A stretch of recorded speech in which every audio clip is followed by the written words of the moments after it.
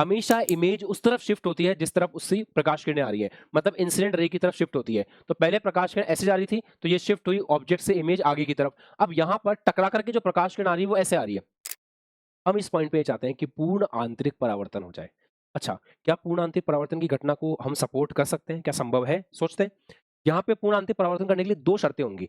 पहला, सघन माध्यम से विरल माध्यम में प्रकाश किरण जा रही हो। बेटा, अगर प्रकाश किरण सघन से विरल में नहीं जा रही है यश, तो हम सोच ही नहीं सकते हैं कि टीआईआर होगा।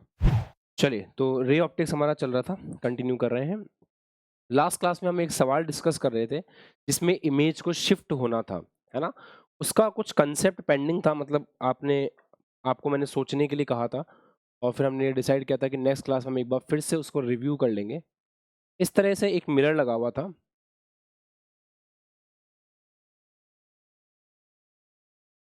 ऐसे एक स्लैब थी और यहाँ पर ऑब्जेक्ट था। आपको सब कुछ समझ में आ गया था, बस 2-3 पॉइंट्स पे बात करनी थी, वो अपन देख लेते हैं। एक सेकेंड।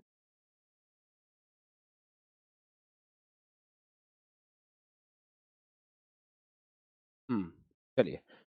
वो पॉइंट ये था कि सर हम इस बात को नहीं समझ पा रहे थे कि ये ऑब्जेक्ट पहले शिफ्ट हुआ इस तरफ, फिर ये वापस इधर शिफ्ट क्यों हुआ? ऐसा क्यों नहीं हुआ कि ये आगे शिफ्ट हो जाए? ऐसा भी तो हो सकता है कि अगर ये 1 कितना सेंटीमीटर था, 1 सेंटीमीटर था ना? मैं भूल चुका हूँ, कितना था? 1 था, राइट? ओके। तो ये 1 सेंटीमीटर शिफ्ट हुआ था आगे, ऐसा क्यों नहीं हुआ सर कि ये 1 सेंटीमीटर और आगे शिफ्ट हुआ, इधर शिफ्ट क्यों हुआ? 2 बातें बता रहा हूँ, सब लोग ध्यान से सुनेंगे। पहली बात, कैप्सूल बनाकर लिख लो। इंसिडेंट रे की तरफ शिफ्ट होता है।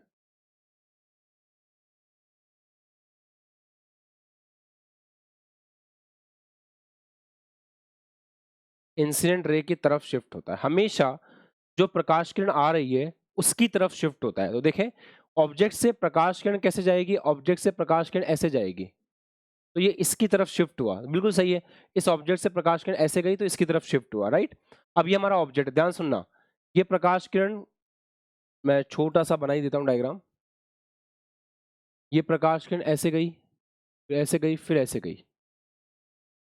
हम लोगों ने इस चीज का पता लगा लिया था कि ये जो प्रकाश किरण आ रही है, ये प्रकाश किरण 90 डिग्री पर आ रही है मिरर से। ये सी से होती हुई आ रही है। क्यों? क्योंकि ये जो आई था ये सी के बराबर था। तो इस मिरर पे जो प्रकाश किरण आ रही थी, इस मिरर के लिए जो ऑब्जेक्ट की तरह काम करेगा वो आई करेगा, और आई कहां पे रखा हुआ है? सी पे। तो अगर कोई प्रकाश किरण ऐसे आए, अगर कोई प्रकाश किरण ऐसे आए कि वो परपेंडिकुलरली स्ट्राइक करे, मतलब लंबवत किसी दर्पण पे स्ट्राइक करे, तो आपने एक सेंटेंस लिखा था, इसको आप भूल गए, कि वो अपने रास्ते को रिट्रेस कर लेती है। अगर कोई प्रकाश किरण 90 डिग्री स्ट्राइक करती है तो अपने रास्ते को क्या कर लेती है? रिट्रेस कर लेती है। तो ये अपने रास्ते को वापस रिट्रेस करेगी। ऐसे प्रकाश किरण आएगी, फिर इस रास्ते पे जाएगी, फिर वापस ओ पे चली जाएगी। तो जैसे आई थी बिल्कुल वैसे ही वापस चली जाएगी ओ के ऊपर। ये हुआ फर्स्ट एक्सप्लेनेशन। सेकंड एक्सप्लेनेशन, हमेशा इमेज उस तरफ शिफ्ट होती है जिस तरफ उससे प्रकाश किरणें आ रही है, मतलब इंसिडेंट रे की तरफ शिफ्ट होती है। तो पहले प्रकाश किरण ऐसे जा रही थी, तो ये शिफ्ट हुई ऑब्जेक्ट से इमेज आगे की तरफ। अब यहां पर टकरा करके जो प्रकाश किरण आ रही है वो ऐसे आ रही है।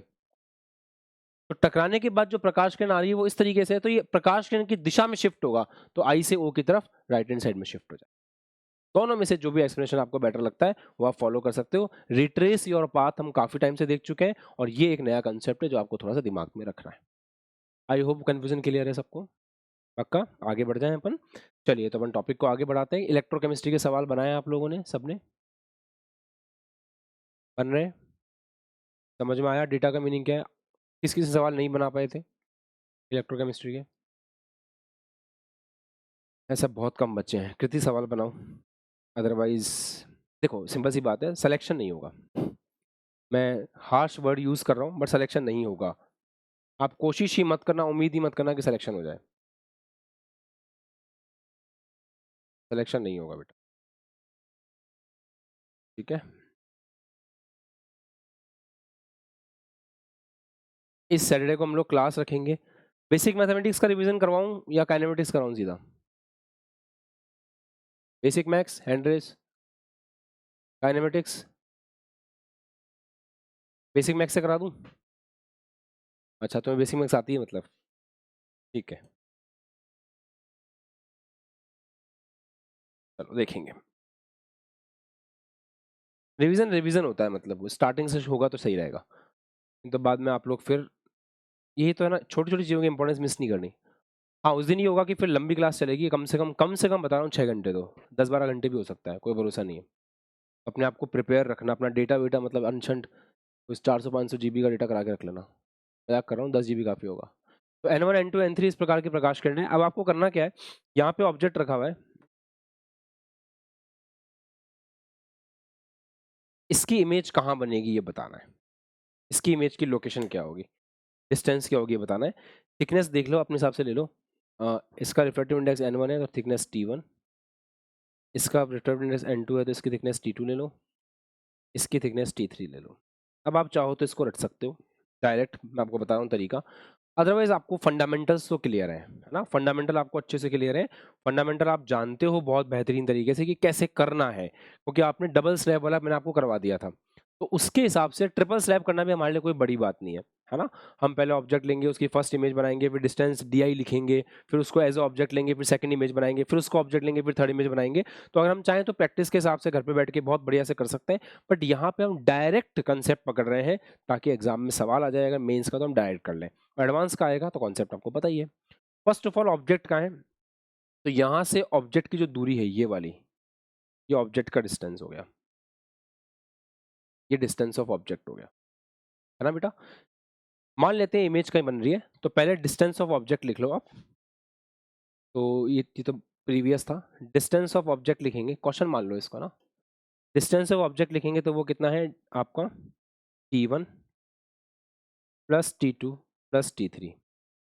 डिस्टेंस ऑफ इमेज ऐसे रैंडमली मान रहा हूँ मैं, मुझे नहीं पता कहाँ बनेगी, मैं तो ऐसे रैंडमली मान रहा हूँ कि इमेज यहाँ बन रही है, वो तो आप पता लगाओगे ना, तो आप पता लगाओगे इमेज कहाँ बन रही है, मैं रैंडमली मान रहा हूँ। तो डिस्टेंस ऑफ इमेज कितना हो गया, फिर ये हो गया डिस्टेंस ऑफ इमेज। हम डिस्टेंस ऑफ इमेज लिखने का आपको डायरेक्ट तरीका बता रहे हैं, बिना डेरिवेशन के, डेरिवेशन आप खुद भी कर सकते हैं। क्या तरीका है, सबका ध्यान बोर्ड पे होना चाहिए। पहली वाली स्लैब की थिकनेस T1 डिवाइड बाय जिस स्लैब की बात हो रही है उसका अपवर्तनांक N1, ऑब्जर्वर जहां से देख रहा है उसका अपवर्तनांक, ऑब्जर्वर यहां से देख रहा है, ऑब्जर्वर मतलब समझते हैं सब बालक बालिकाएं, प्रेक्षक होता है, तो प्रेक्षक जहां से देख रहा है उसका रिफ्रैक्टिव इंडेक्स, ऐसे आप याद रखेंगे। इसको याद रखना बहुत आसान भी होगा, है ना। सिमिलरली अगर दूसरे वाले का देखें, दूसरे वाले की थिकनेस डिवाइड बाय इसका रिफ्रैक्टिव इंडेक्स अपॉन ऑब्जर्वर जहां से देख रहा है उसका रिफ्रैक्टिव इंडेक्स का भाग लगेगा, प्लस ये आपका T3 हो जाएगा, जहां से जहां आपकी बात चल रही है जिस स्लैब की, डिवाइड बाय ऑब्जर्वर कहां से देख रहा है। ये डिस्टेंस ऑफ इमेज आप इस प्रकार से सब बच्चे जाने कर लोगे। अब क्या करना होगा, अब आपको अगर शिफ्ट की बात करें, शिफ्ट पूछे तो कैसे बताओगे, ये होगी ना शिफ्ट, मतलब विस्थापन पूछे तो विस्थापन तो ये होगा, विस्थापन कैसे निकलेगा, अगर आपसे शिफ्ट पूछे तो वो होगा DO माइनस DI, इसमें से इसको माइनस करना पड़ेगा, DO में से DI को माइनस करना पड़ेगा। क्या आप माइनस करके अपने आप एक्सप्रेशन बना लोगे, या मैं हेल्प करूं, कर दूं, हेल्प कर दूं? ठीक है, देखो इसमें से इसको माइनस करना है, T1 कॉमन आ जाएगा, अंदर बचेगा 1 minus 1 upon N1 upon NO, plus इसमें से इसको माइनस करेंगे, T2 कॉमन आ जाएगा, अंदर बचेगा 1 minus N2 upon NO, plus फटाफट कॉपी कर लो, इधर हो जाएगा T3 कॉमन आ जाएगा, अंदर बचेगा 1 minus 1 upon N3 upon NO। ऐसे हम लोग इसको देखिए। अब मैं एक सवाल देता हूँ आपको करने के लिए, उस सवाल को फटाफट से निपटाओ। ये सबके काम का है ना, ये सबके काम का है भाई सब।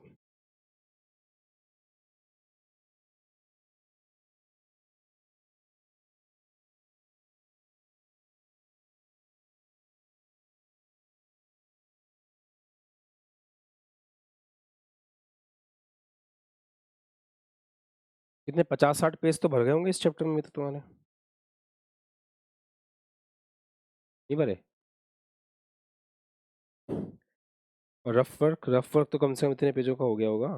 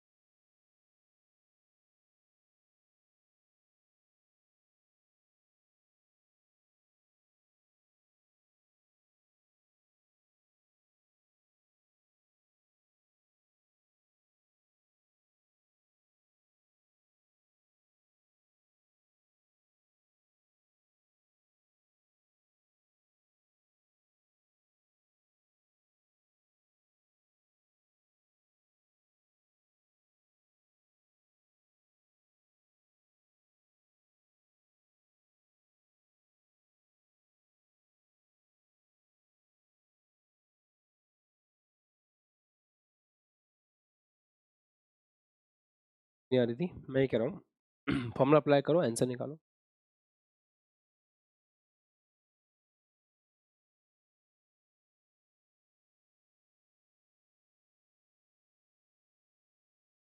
तीस सेंटीमीटर आ गया होगा हंसते हंसते, है ना।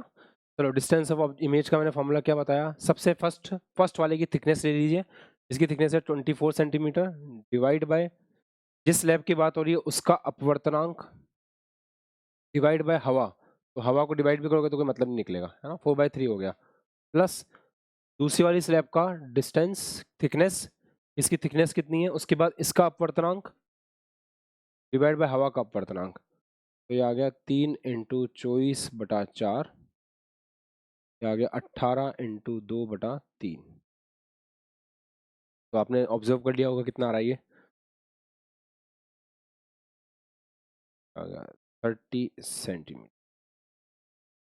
इस option is the correct option. That's it. तो इस तरीके का कोई भी सवाल आज के बाद मिलेगा तो आप उसको हंसते हंसते निपटा दोगे। डन है बेटा, एवरीवन कंफर्टेबल, है ना। इस तरीके के सवाल का होना जेई मेंस में ये ऑब्जर्व कराता है कि हम कर जाएंगे एग्जाम में सवाल, क्योंकि सारे सवाल टफ नहीं आने वाले, सारे सवाल टफ नहीं आएंगे, इजी, एवरेज और फिर टफ, ऐसा माहौल रहता है। चलो, अब हेडिंग लगाएं, पूर्ण आंतरिक परावर्तन। पूर्ण आंतरिक परावर्तन, जिसको कहते हैं टोटल इंटरनल रिफ्लेक्शन।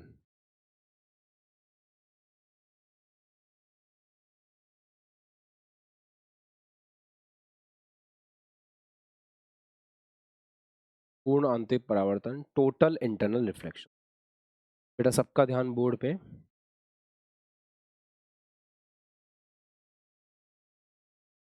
इसके नीचे, इसके जस्ट नीचे सघन माध्यम है, इसके जस्ट ऊपर विरल माध्यम है। अब हम प्रकाश किरण की विभिन्न विभिन्न स्थितियों पर चर्चा करेंगे कि प्रकाश किरण अगर अलग अलग स्थितियों पे आती है तो क्या होगा। अगर प्रकाश किरण बेटा ऐसे आती है तो ऐसी की ऐसी सीधी निकल जाएगी बिना डिस्टर्ब हुए, ये ऐसे निकल जाएगी। क्यों? क्योंकि ये i इज इक्वल टू 0 पर आई थी, तो r इज इक्वल टू 0 पर चली जाएगी। ठीक है,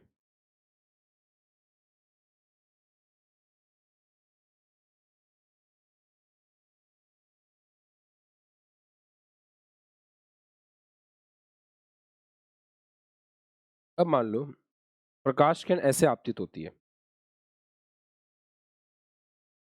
एंगल आई पे, इसका किस प्रकार से अपवर्तन होगा सोचिए। अगर प्रकाश किरण ऐसे आपतित हुई है, कोई इस प्रकाश किरण को डिस्टर्ब ना करे तो ये कैसे जाएगी, कोई इसको डिस्टर्ब नहीं करे तो ऐसे जाएगी। और डिस्टर्ब तो किया है अपन ने, कौन से माध्यम से कौन से माध्यम में भेज रहे हैं, अपन सघन माध्यम से विरल माध्यम में भेज रहे हैं। तो प्रकाश किरण अगर सघन माध्यम से विरल माध्यम में जाएगी तो अभिलंब से दूर हटेगी। प्रकाश किरण अगर सघन माध्यम से विरल माध्यम में जाएगी तो अभिलंब से दूर हटेगी। अभिलंब से दूर हटने का मतलब हो गया ऐसे जाएगी। तो जो एंगल आई था ये एंगल आर होगा, and angle r will be greater than angle i, definitely. है ना बच्चों, सही है। अब मैं क्या कर रहा हूं, मैं इस एंगल को और बड़ा करूं तो क्या होगा सर, अगर आप इस एंगल को और बड़ा करोगे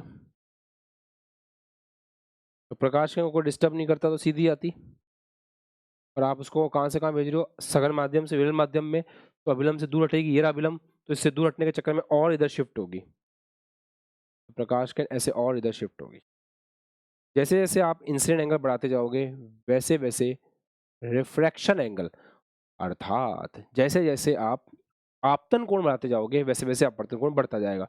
अब बढ़ाते बढ़ाते बढ़ाते बढ़ाते बढ़ाते बढ़ाते आपको नहीं लगता कि एक ऐसी स्थिति आ जाएगी, एक ऐसी स्थिति आ जाएगी जब प्रकाश किरण के एंगल को बढ़ाते बढ़ाते आपने इतना कर दिया कि ये इधर झुकते झुकते झुकते झुकते झुकते झुकते ऐसे चला गया, ऐसा हो गया। मतलब आपने आपतन कोण को इतना बढ़ा दिया कि अपवर्तन कोण 90 डिग्री हो गया,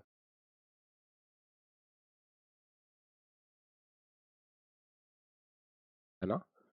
जिस आपतन कोण के लिए सघन माध्यम से विरल माध्यम में, जिस आपतन कोण के लिए अपवर्तन कोण 90 डिग्री हो जाए, ऐसे आपतन कोण को आईसी बोलते हैं, क्रांतिक कोण कहते हैं,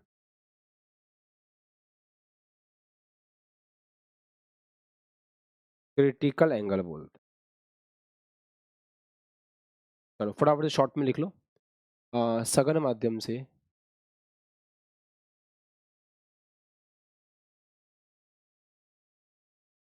विरल माध्यम में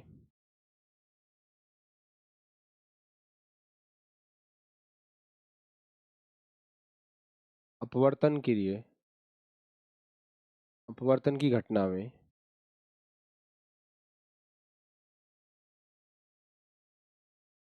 आपतन कोण का वह मान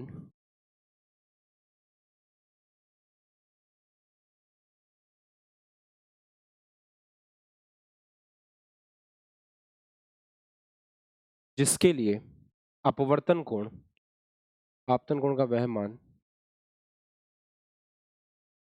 जिसके लिए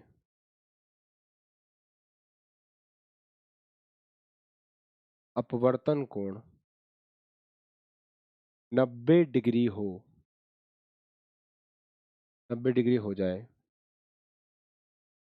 क्रांतिक कोण कहलाता है। हाँ, क्या कहलाता है,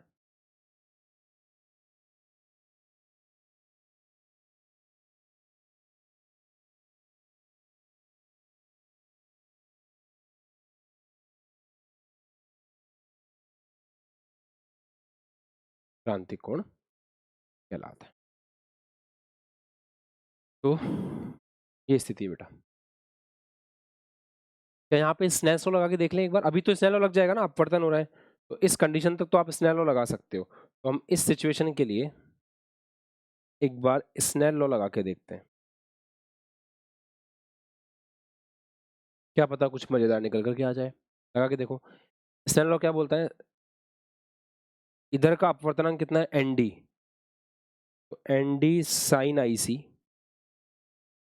बराबर इधर का कितना है, N r sine 90 degree, sine 90 1 होता है, तो ये आ गया साइन आई सी बराबर एन आर अपॉन एन। हम इसको कैसे याद रखेंगे? हम इसको बिल्कुल सिंपल याद रखेंगे, छोटा वाला अपॉन बड़ा वाला। छोटा मतलब कम, छोटा अपॉन बड़ा। बस आप सब इसको ऐसे याद रख लेना, ठीक है? छोटा अपॉन बड़ा। आप सब इसको ऐसे याद रख लेना, छोटा अपॉन बड़ा, छोटा अपॉन। तो आप लोग सब इसको ऐसे याद रखेंगे कि छोटा अपॉन बड़ा। चलो आगे बढ़े। अब किसी के मन में आई कि भाई हम क्रिटिकल एंगल तक तो पहुंच ही चुके हैं, मतलब 90 डिग्री तक तो पहुंच चुके हैं, अब हम इस एंगल को और बढ़ाएं तो क्या होगा? सोचें, अगर आप इस एंगल को और बढ़ाते हैं तो क्या होगा? यहाँ कमाल की चीज होगी, सबका ध्यान बोर्ड पे। जैसे किसी के मन में आया कि सर एंगल को और ज्यादा बड़ा कर दें, है ना, मतलब एंगल ऑफ इंसिडेंस जो है ज्यादा हो क्रिटिकल एंगल से। अगर एंगल ऑफ इंसिडेंस ज्यादा है क्रिटिकल एंगल से, तो फिर हम क्या कर सकते हैं? जरा दिमाग लगा के देखते हैं क्या कर सकते हैं। स्नेसो लगा के देखो इस सिचुएशन पे। यहाँ स्नेसो लगाओगे तो एन डी साइन आई बराबर एन आर साइन आर। अब यहाँ पे साइन थीटा 90 डिग्री हो चुका था ऑलरेडी। अब ऑब्वियस सी बात है कि आर को जो है आई से बड़ा होना पड़ेगा, अगर रिफ्रैक्शन होना है तो रिफ्रैक्शन के लिए आई को हमेशा क्या होना पड़ेगा? आर से बड़ा होना, आर को आई से बड़ा होना पड़ेगा। तो अब साइन आर यहाँ पे कितना हो चुका है? 1 मैक्सिमम। अब इसके बाद में जब आई आई सी से ज्यादा है तो साइन आर को 1 से ज्यादा होना पड़ेगा, क्योंकि साइन आर की मैक्सिमम वैल्यू जो पॉसिबल थी 1, वो तो यहाँ पे आ चुकी है साइन 91। इससे ज्यादा देखो, क्रांतिक कोण पे साइन 90 डिग्री हो चुका है, मतलब आर 90 डिग्री हो चुका है, मैक्सिमम हो चुका है। अब उससे ज्यादा हो नहीं सकता, उससे ज्यादा हो नहीं सकता, तो साइन आर की वैल्यू 1 से बड़ी आनी चाहिए, तब ये स्नेल्स लॉ वैलिड होगा। और साइन आर की वैल्यू अगर 1 से बड़ी आएगी तब स्नेल लॉ लगेगा, तो स्नेल लॉ भी नहीं लगेगा। साइन आर की वैल्यू 1 से बड़ी भी नहीं आएगी, मतलब अब रिफ्लेक्शन का टाइम गया, अब आपका अपवर्तन नहीं हो सकता। अब क्या होगा? अब होगा परावर्तन। प्रकाश किरण वापस से इसी माध्यम में अंदर आ जाएगी इस तरीके से। तो पहले आपका हो रहा था अपवर्तन, अब आपका होगा परावर्तन। सर परावर्तन हो रहा है तो फिर परावर्तन के नियम लगेंगे, बिल्कुल। अब बाढ़ में जाए अपवर्तन, अब हो रहा है भाई साहब परावर्तन, परावर्तन के ही नियम लगेंगे। ये एंगल आई है तो ये एंगल भी आई होगा, और विचलन कोण कितना होगा? अब सारे नियम अपवर्तन के लागू करना शुरू कर दो। तो विचलन कोण पढ़ाया था आपको मैंने, भूल गए कि याद है? विचलन कोण याद है कि भूल गए? गजब गधे हो भाई। 90 degree, sorry 180 degree minus double of incidence angle. अब यहाँ पे परावर्तन की घटना देखने को मिलेगी। इसी परावर्तन की घटना को पूर्ण आंतरिक परावर्तन कहते हैं, मतलब ये जो घटना हुई है इस घटना को पूर्ण आंतरिक परावर्तन कहते हैं। सब कुछ एक ही पेज पे मैंने करने की कोशिश करी, सब कुछ एक पेज पे आ चुका है। आई होप आपको अब याद होगा, दिक्कत नहीं होगी सबको।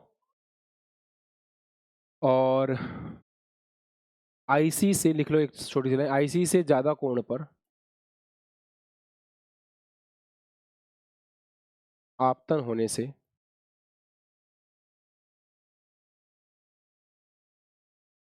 प्रकाश किरण पुनः सघन माध्यम में लौट आती है।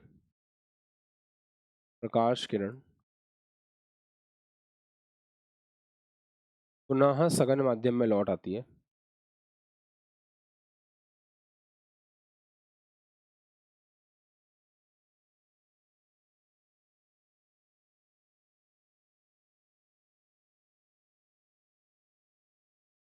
इसे टीआईआर कहते हैं।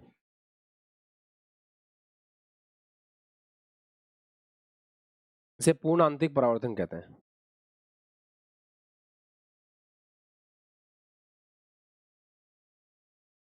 इसे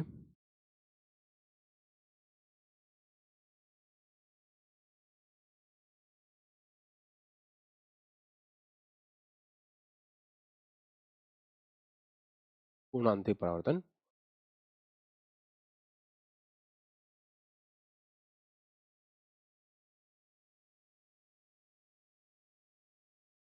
दीपक ठीक है,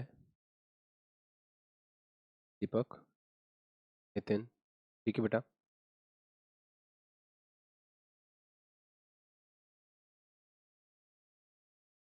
इस चैप्टर के बाद हम Newton's laws of motion start करेंगे, है ना। फाइनली आपको मैकेनिक्स स्टार्ट होगी। ये एक बहुत बड़ा बोझ था सर के ऊपर, रे ऑप्टिक्स नाम का चैप्टर। हम तो बोझ ही समझते हैं इसको, इतना बड़ा चैप्टर एक तो ये जिसकी कोई हद नहीं है, खत्म करने में पसीने छूट जाते हैं। और अभी थोड़ा भी मैं स्पीड बढ़ा दूंगा ना तो तुम्हारी शक्लें बता देंगी कि सर गड़बड़ हो गई।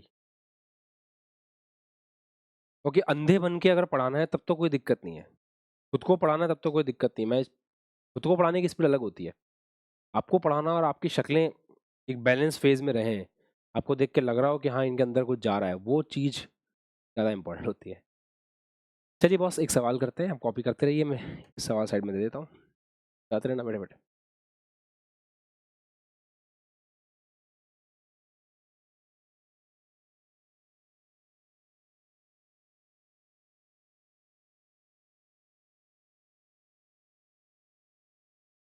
और इम्पॉर्टेंट ये भी है कि साथ में क्वेश्चन प्रैक्टिस बराबर चल रही हो। अगर तुम्हारी क्वेश्चन प्रैक्टिस बराबर नहीं चल रही है ना तो फिर घपला है भाई साहब, फिर बहुत बड़ा घपला है बेटा। Question practice is very important ना।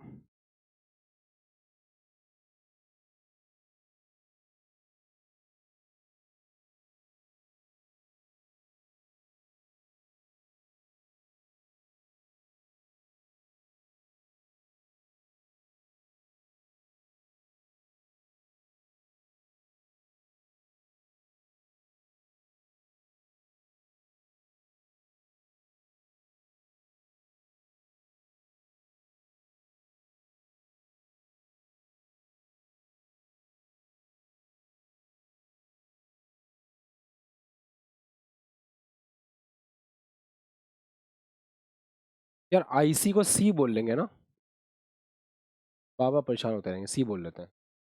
सेकंड, डेल्टा ज्ञात करना है जब आई है 20 डिग्री, डेल्टा ज्ञात करना है जब आई है 45 डिग्री, डेल्टा ज्ञात करना है जब आई है 60 डिग्री,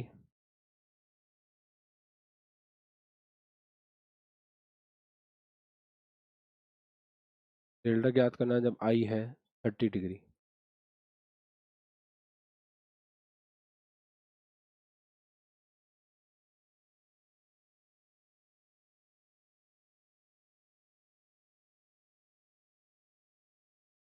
करो बेटा, वेट।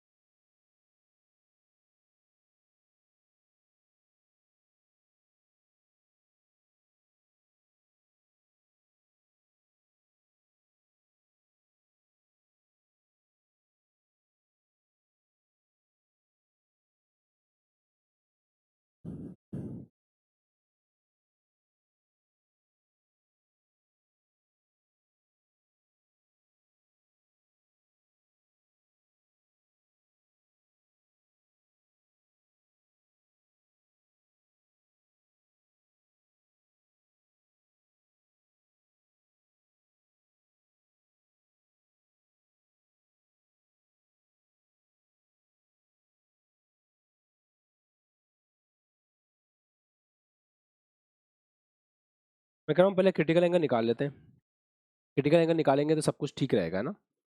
तो क्रिटिकल एंगल निकालते हैं। First of all delta sine C, क्या फॉर्मूला बताया मैंने, छोटा वाला अपॉन बड़ा वाला। छोटा वाला कौन है, इन दोनों में से ग्लास का रिफ्रैक्टिव इंडेक्स ज्यादा है, इसका कम है। पहली बात तो टीआईआर हो सकता है कि नहीं हो सकता है, चेक कर लेना। हाँ सर हो सकता है, क्योंकि डेंसर से रेयर में जा रहा है। कभी कभी सवाल में वो बोल देगा क्रांतिक कोण कितना है और हो ही नहीं वहाँ पे टीआईआर, तो फिर वो नॉट डिफाइंड माना जाएगा। तो sine c is equal to कितना होगा, छोटा वाला अपॉन बड़ा वाला। सिंपल, सी आ गया आपका 30 डिग्री, मतलब 30 डिग्री के ऊपर टीआईआर होगा तो 30 डिग्री पर आपतन कोण 90 डिग्री हो जाएगा। ये हम बोल सकते हैं कि 30 डिग्री पर आपतन कोण कितना होगा, 90 डिग्री होगा। बस अब आप सब कुछ कर सकते हो आराम से। क्या 20 डिग्री के ऊपर आपको लगता है कि 20 डिग्री के ऊपर किसी प्रकार का कोई अपवर्तन होगा, बताओ। होगा सर, क्योंकि 30 डिग्री तक अपवर्तन है, 30 डिग्री के बाद में परावर्तन है। देखो 30 डिग्री के बाद तो परावर्तन होगा, मतलब इस पे परावर्तन है, इस पे परावर्तन है, इस पर तो परावर्तन होगा, मतलब TIR होगा। ये क्रांतिक कोण है, क्रिटिकल एंगल, ये क्रिटिकल एंगल से कम है, तो फिर इसके ऊपर स्नेल्स लॉ लगाओ। ये 20 डिग्री होगा तो स्नेल्स लॉ लगाओ, कितना होगा? 2 इंटू साइन 20 डिग्री बराबर प्रकाश किरण की लगाओ 1 इंटू साइन R, है ना? ऐसे चेक करेंगे, यहाँ से R कितना आ जाएगा? Sign inverse 2 sin 20 degree. अच्छा, डेल्टा कितना होता है? डेल्टा होता है बड़े वाले में से छोटे वाले को माइनस कर दो। आपको पता होना चाहिए बड़ा कौन है छोटा कौन है। अभी क्या होगा, प्रकाश किरण को डिस्टर्ब नहीं करेगा तो सीधी आती, अभिलंब से दूर हटेगी, ऐसे जाएगी, तो R इस केस में बड़ा आएगा, तो बड़े वाले में से छोटे वाले को माइनस करना सिखाया था ना, कैसे लिखते हैं? तो बड़े वाले में से छोटे वाले को माइनस करो करो, तो बड़ा वाला है sine inverse 2 sin 20 degree minus i कितना है? माइनस आई को आई लिख देते हैं, और क्या, और आई 20 डिग्री देते रखा है, हाँ 20, बस ये आंसर हो जाएगा। तो फर्स्ट पार्ट का आंसर तो ये हो जाएगा जहां पे अपन को 20 डिग्री के ऊपर विचलन पूछा है। क्या हम समझते हैं सब लोग? ठीक है। उसके बाद बेटा, उसके बाद कोई लोड नहीं है। 30 डिग्री के ऊपर सीन कैसा बनेगा? 30 डिग्री पे ऐसा सीन बन रहा है, मान लो ये 30 डिग्री है, तो 30 डिग्री पे ऐसा सीन बन रहा है, तो विचलन कितना हो रहा है आप कैलकुलेट कर सकते हो। कैसे होगा विचलन? प्रकाश किरण ऐसे जा रही है, तो कोई डिस्टर्ब नहीं करता तो ऐसे जाती, तो विचलन कितना हुआ? ये एंगल हो गया आई, विचलन वही होगा, 90 में से 30 को माइनस करना पड़ेगा। अभी भी रिफ्रैक्शन का फिनोमेना लगेगा, कोई दिक्कत नहीं है। 60 डिग्री आपका विचलन आ जाएगा। कंफर्टेबल है सब? तो विचलन कितना आ जाएगा? 60 डिग्री। डेल्टा वही फॉर्मूला लगेगा, बड़े वाला माइनस छोटा वाला, वही 90 माइनस 30 दैट इज 60 डिग्री। अच्छा, उसके बाद फोर्थ और फिफ्थ में, अब इसके बाद तो परावर्तन शुरू हो गया। परावर्तन में क्या लगता है?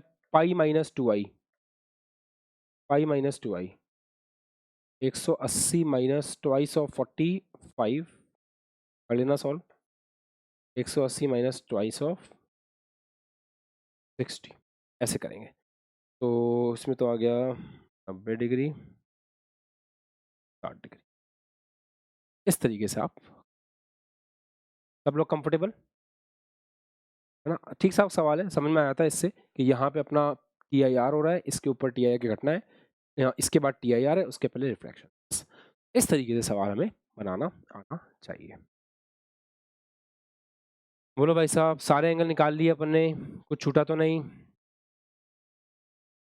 बन जाएगा सबसे? क्या मुझे इसको इलेबोरेट करके समझाने की जरूरत थी? नहीं, सबको समझ में आ गया है? एक एक केस को अलग अलग डिस्कस नहीं किया मैंने, डायरेक्ट एक साथ डिस्कस कर लिया, चलेगा ना? रेज योर हैंड्स फटाफट फास्ट। चलो हेडिंग लगाओ, एक सवाल और कर लेते हैं, फिर हेडिंग लगाएंगे।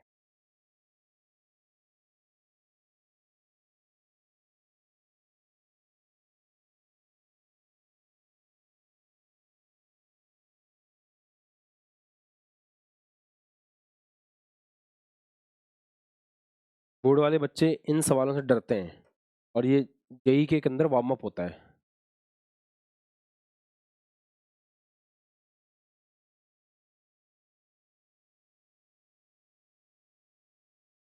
सबसे बड़ी गलती ये करते हैं बच्चे कि सर पहले आराम से बोर्ड की तैयारी करेंगे फिर जेई की तैयारी करेंगे, ये सबसे बड़ा भ्रम है, इसी से दिक्कत होती है। क्योंकि बोर्ड में 90% लाने वाला बच्चा जब यहाँ पे आके रियल फिजिक्स केमिस्ट्री देखता है ना, तो घबराहट होना जरूरी है, वो होती है, कितना ही कर लो, बच नहीं सकते उस। अल्लाह कौन सा है यार,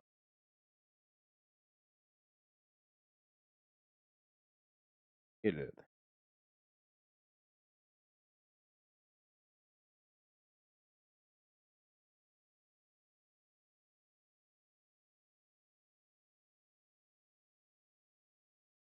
एन का वह मान ज्ञात करें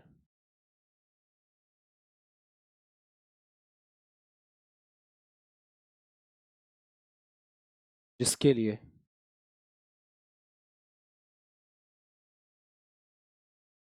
किरण ए बी को पार ना करे।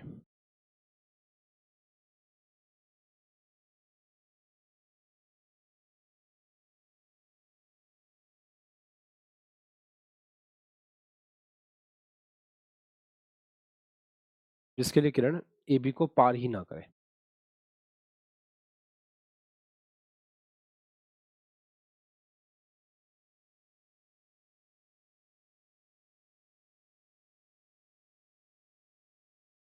हाँ जी बच्चों।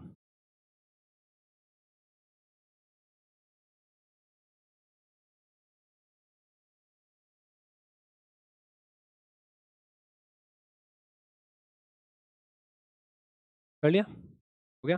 देख लेते हैं, चलो आओ। सबका ध्यान बोर्ड पे। देखो बेटा, इस सवाल में कहाँ से करोगे यार, इसके बिना कैसे करो? एंगल ही मिसिंग था। चलो देखो सब लोग, पहली बात, ये प्रकाश किरण ऐसे, ऑब्वियस बात है, बाहर का मीडियम रेयर है, अंदर का मीडियम डेंसर है ना, ये तो समझ में आ ही रहा है। ग्लास है ना, अंदर बाहर हवा है। ये 90 डिग्री पे आया, तो 90 डिग्री पे आया तो कोई दिक्कत नहीं है, बढ़िया आ गया ऐसे शानदार तरीके से, कोई समस्या नहीं है। अब इस पॉइंट के ऊपर रिफ्रैक्शन होगा। कैसे होगा? इस पॉइंट पे आप ऐसे बनाओगे लंबवत। अब हम ये जानना चाहते हैं कि ये एंगल कितना है, तो ये एंगल, अगर ये एंगल 60 है तो ये एंगल भी 60 है। ये एंगल कितना है? ये कंप्लीट एंगल 90 डिग्री है, तो ये एंगल हो गया 30 डिग्री। हेलो, ये पैरेलल लाइंस कट करता हुआ जा रहा है, ये 60 है तो ये भी 60 है। अब इस पॉइंट पे लंब बनाया है, तो लंब बनाने का मतलब ये पूरा एंगल 90 डिग्री होगा, ये 60 है तो ये बचा हुआ कितना हो गया 30 डिग्री। तो हम ये चाहते हैं कि ये एंगल 30 डिग्री ऐसा हो कि रिफ्रैक्शन ना हो और ये प्रकाश किरण वापस उसी माध्यम में लौट आए और TIR हो जाए। क्योंकि अगर TIR नहीं हुआ तो ये प्रकाश किरण बाहर निकल जाएगी। सवाल नहीं तो क्या है, सवाल ये तो चाहता है कि AB को पार ना कर सके, तो AB को पार नहीं करना है तो हमको यहाँ पे TIR करवाना पड़ेगा। अगर TIR हो जाता है तो फिर AB को पास नहीं करेगा। हेलो, यही कंसेप्ट है, फिजिक्स इतनी सी है केवल। अच्छा फिजिक्स इतनी सी है, हाँ मोहित ठीक है आपका आंसर। फिजिक्स अगर इतनी सी है तो फिर फिजिक्स ये बोलती है कि ये एंगल 30 है, क्रिटिकल एंगल से ज़्यादा होना चाहिए। सिंपल सी बात है, ये एंगल 30 डिग्री जो है वो क्रिटिकल एंगल से ज़्यादा होना चाहिए। दोनों तरफ साइन ले लो, तो साइन 30 किसके बराबर होना चाहिए? साइन 30 ज़्यादा होना चाहिए साइन C से। सही है, साइन 30 मतलब 1/2। साइन C कैसे लिखते हैं? छोटा वाला अपन बड़ा वाला, तो छोटा वाला हवा है, अपन बड़ा वाला प्रिज्म है, रिफ्रैक्टिव इंडेक्स छोटा अपन बड़ा, तो यहाँ से उल्टा करेंगे तो इतना आप समझते हो, इनइक्वालिटी आपको मैथ्स में आती होगी, n बड़ा हो जाएगा 2 से। 1/2 अगर बड़ा है n से, उल्टा करेंगे तो इक्वालिटी चेंज हो जाएगी, n बड़ा हो जाएगा 2 से। दैट्स इट, ये आपका आंसर है। रिफ्रैक्टिव इंडेक्स 2 से बड़ा होना चाहिए। 2 पे तो, 2 पे क्या होगा? 2 पे तो ये ऐसे जाएगा यूं, वो नहीं चाहिए अपन को, ज़्यादा चाहिए, तो 2 से बड़ा होने पे ये इस प्रकार से जाता है। ठीक है, डन, पक्का? सवाल करते हैं।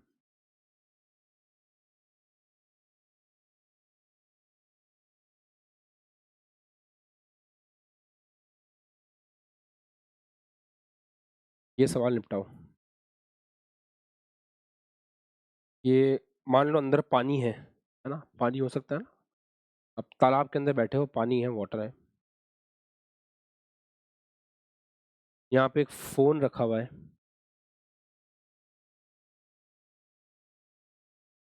उस फोन की फ्लैश लाइट ऑन है, तो उस फोन की फ्लैश लाइट से ये फोन ना H गहराई पे जाके गिर गया, H नीचे है, और इसके फ्लैश लाइट ऑन है।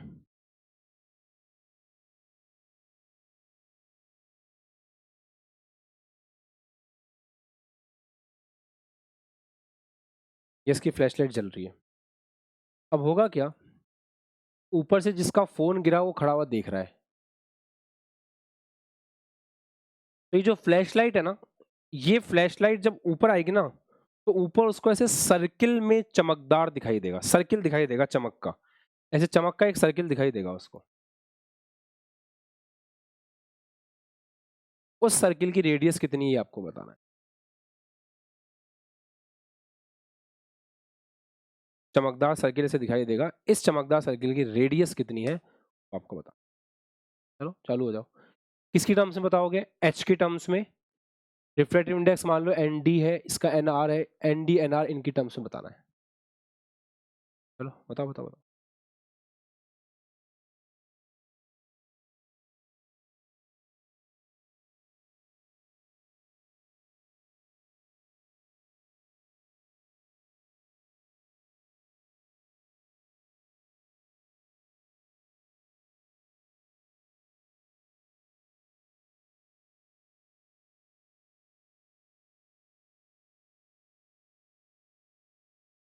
क्या सोचा इसके बारे में? जस्ट सोचना ही था, मतलब सवाल थोड़ा सा सोचते तो बन जाता, कोई बड़ी बात नहीं थी, बहुत छोटा सवाल है ये। चलो आ जाओ।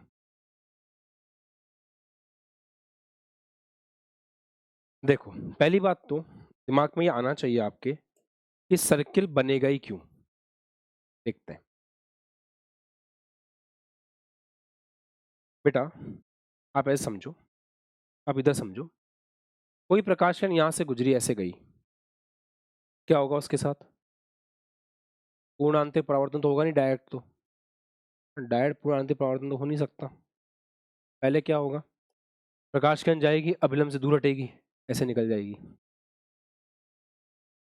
ऐसे निकल जाएगी। ऐसे ही सिमिलरली यहाँ जो प्रकाश किरण ऐसे जाएगी, अभिलंब से दूर हटेगी, ऐसे निकल जाएगी, है ना। फिर ये प्रकाश किरण यहाँ जाएगी, अभिलंब से और दूर हटेगी, ऐसे निकल जाएगी।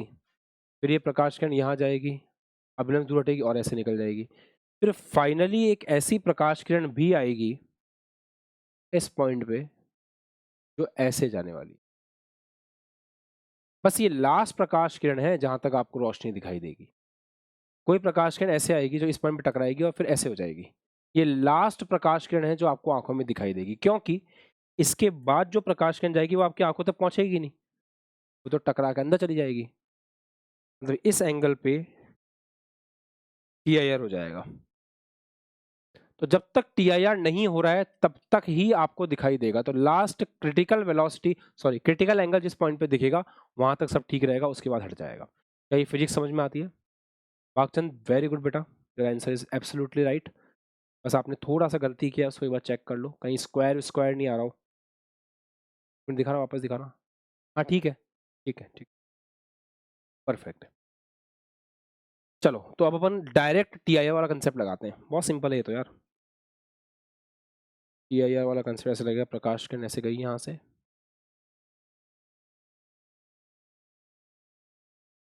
ऐसे निकल गई, प्रकाश किरण ऐसे गई, ये टीआईआर हो गया। यहाँ जो सर्किल बनेगा ना,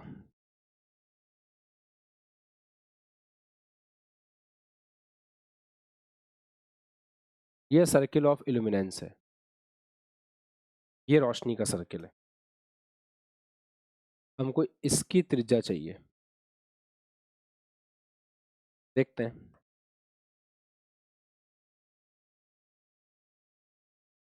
ये एंगल सी के बराबर होगा, ये एंगल 90 डिग्री के बराबर होगा, ये हाइट h है, ये त्रिज्या r है। अच्छा तो टेन थीटा लिख, ये एंगल सी है तो ये एंगल भी सी होगा। कैसे? एकांतर कोण। एक बार टेन सी लिख के देखना, कितना आ रहा है टेन सी? टेन सी आएगा r अपॉन h, बस यहीं से r निकल जाएगा, ज़्यादा कुछ करना ही नहीं है, यहीं से r निकल जाएगा, बस टेन सी निकालना सीखना है, कोई बात नहीं। साइन सी पता है अपन को क्या होगा? क्रिटिकल एंगल पे क्या होता है? साइन सी बराबर कितना होता है? साइन सी बराबर कितना होगा? छोटा वाला अपॉन बड़ा वाला, ये अपन क्रिटिकल एंगल पे लिख रहे हैं, क्रांतिक कोण पर, ये अपन क्रांतिक कोण पे लिख रहे हैं। तो साइन सी बराबर क्या होगा? साइन सी बराबर होगा n are upon N d. क्यों? छोटा वाला अपॉन बड़ा वाला। तो अगर ट्राइंगल बनाए,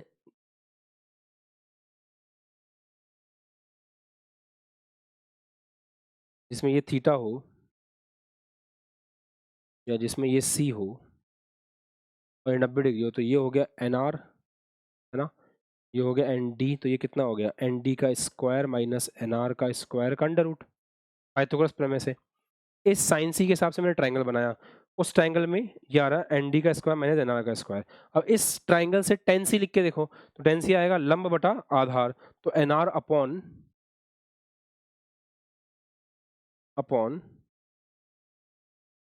एन डी का स्क्वायर माइनस एन आर का स्क्वायर का अंडर रूट, ये आ जाएगा। अच्छा, अब यहां से त्रिज्या आर कितनी आ रही है, N R into H upon under root of N D का स्क्वायर माइनस एन आर का स्क्वायर। हमारी फिजिक्स कमजोर नहीं होती, फिजिक्स तो जनरली सबकी अच्छी होती है, हमारी मैथ्स कमजोर होती है। जिन बच्चों से फिजिक्स सवाल नहीं बनते ना, उनकी मैथ्स कमजोर है। तो मैथ्स इतनी पढ़ते हैं फिर भी हमारे से एग्जाम में 4 ही सवाल बनते हैं मैथ्स के, या 5 सवाल बनते हैं। बच्चों को हमेशा जेईई मेन में ही दुख रहता है, तो मैथ्स को इतना पढ़ते हैं फिर भी हमसे इतने से सवाल होते हैं। कोई दिक्कत नहीं है, मैथ्स को इतना पढ़ते हो ना तो फिजिक्स में कर पाते हो। अगर मैथ्स नहीं पढ़ोगे ठीक से तो फिजिक्स सवाल नहीं बनेंगे। क्या था इसमें, केवल मैथमेटिक्स।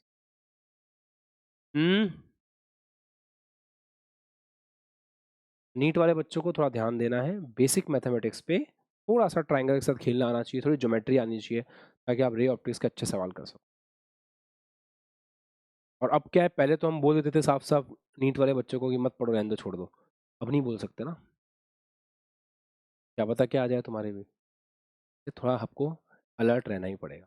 अच्छा, एरिया पूछ लेते इसका, ये जो रोशनी हो रही है इसका क्षेत्रफल पूछ लेते तो कैसे बताते।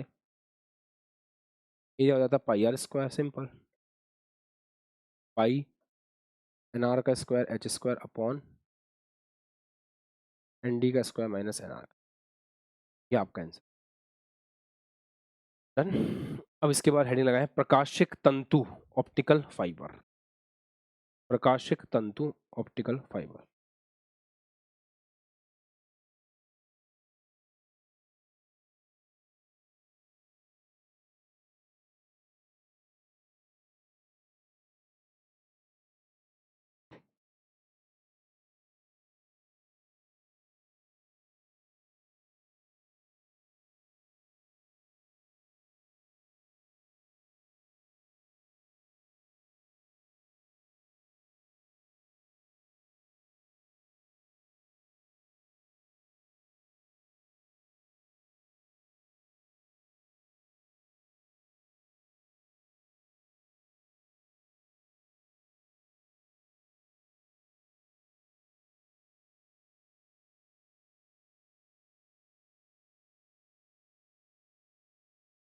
प्रकाशिक तंतु ऑप्टिकल फाइबर को देख रहे हैं, देखो होता क्या है। ऑप्टिकल फाइबर का मतलब होता है, ये आपने बचपन में मेले में देखा होगा, मेले में ऐसा एक पॉट सा होता है, उस पे व्हाइट व्हाइट कलर के बहुत सारे ऐसे धागे निकले हुए होते हैं। जब जैसे रोशनी ऑन करते हैं नीचे से, वैसे उन धागों में से रोशनी ऊपर से आती है, और आप ऐसे ऊपर से देखते हो तो आपको हर एक व्हाइट व्हाइट पाइप के ऊपर डॉट डॉट डॉट की फॉर्म में रोशनी दिखाई देती है। देखा है मेले में आपने ये खेल, इसी को ऑप्टिकल फाइबर कहते हैं। ऑप्टिकल फाइबर एक बहुत ही पतली सी ट्यूब होती है, बहुत पतली सी, ऐसी।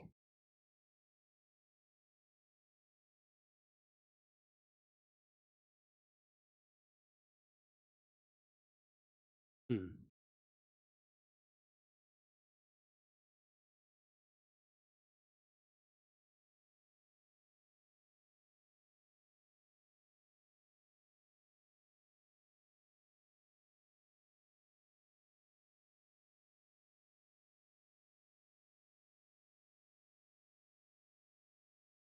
तो होता क्या है, बहुत बहुत बहुत पतला सा वायर होता है, बिल्कुल बिल्कुल थिन वायर होता है।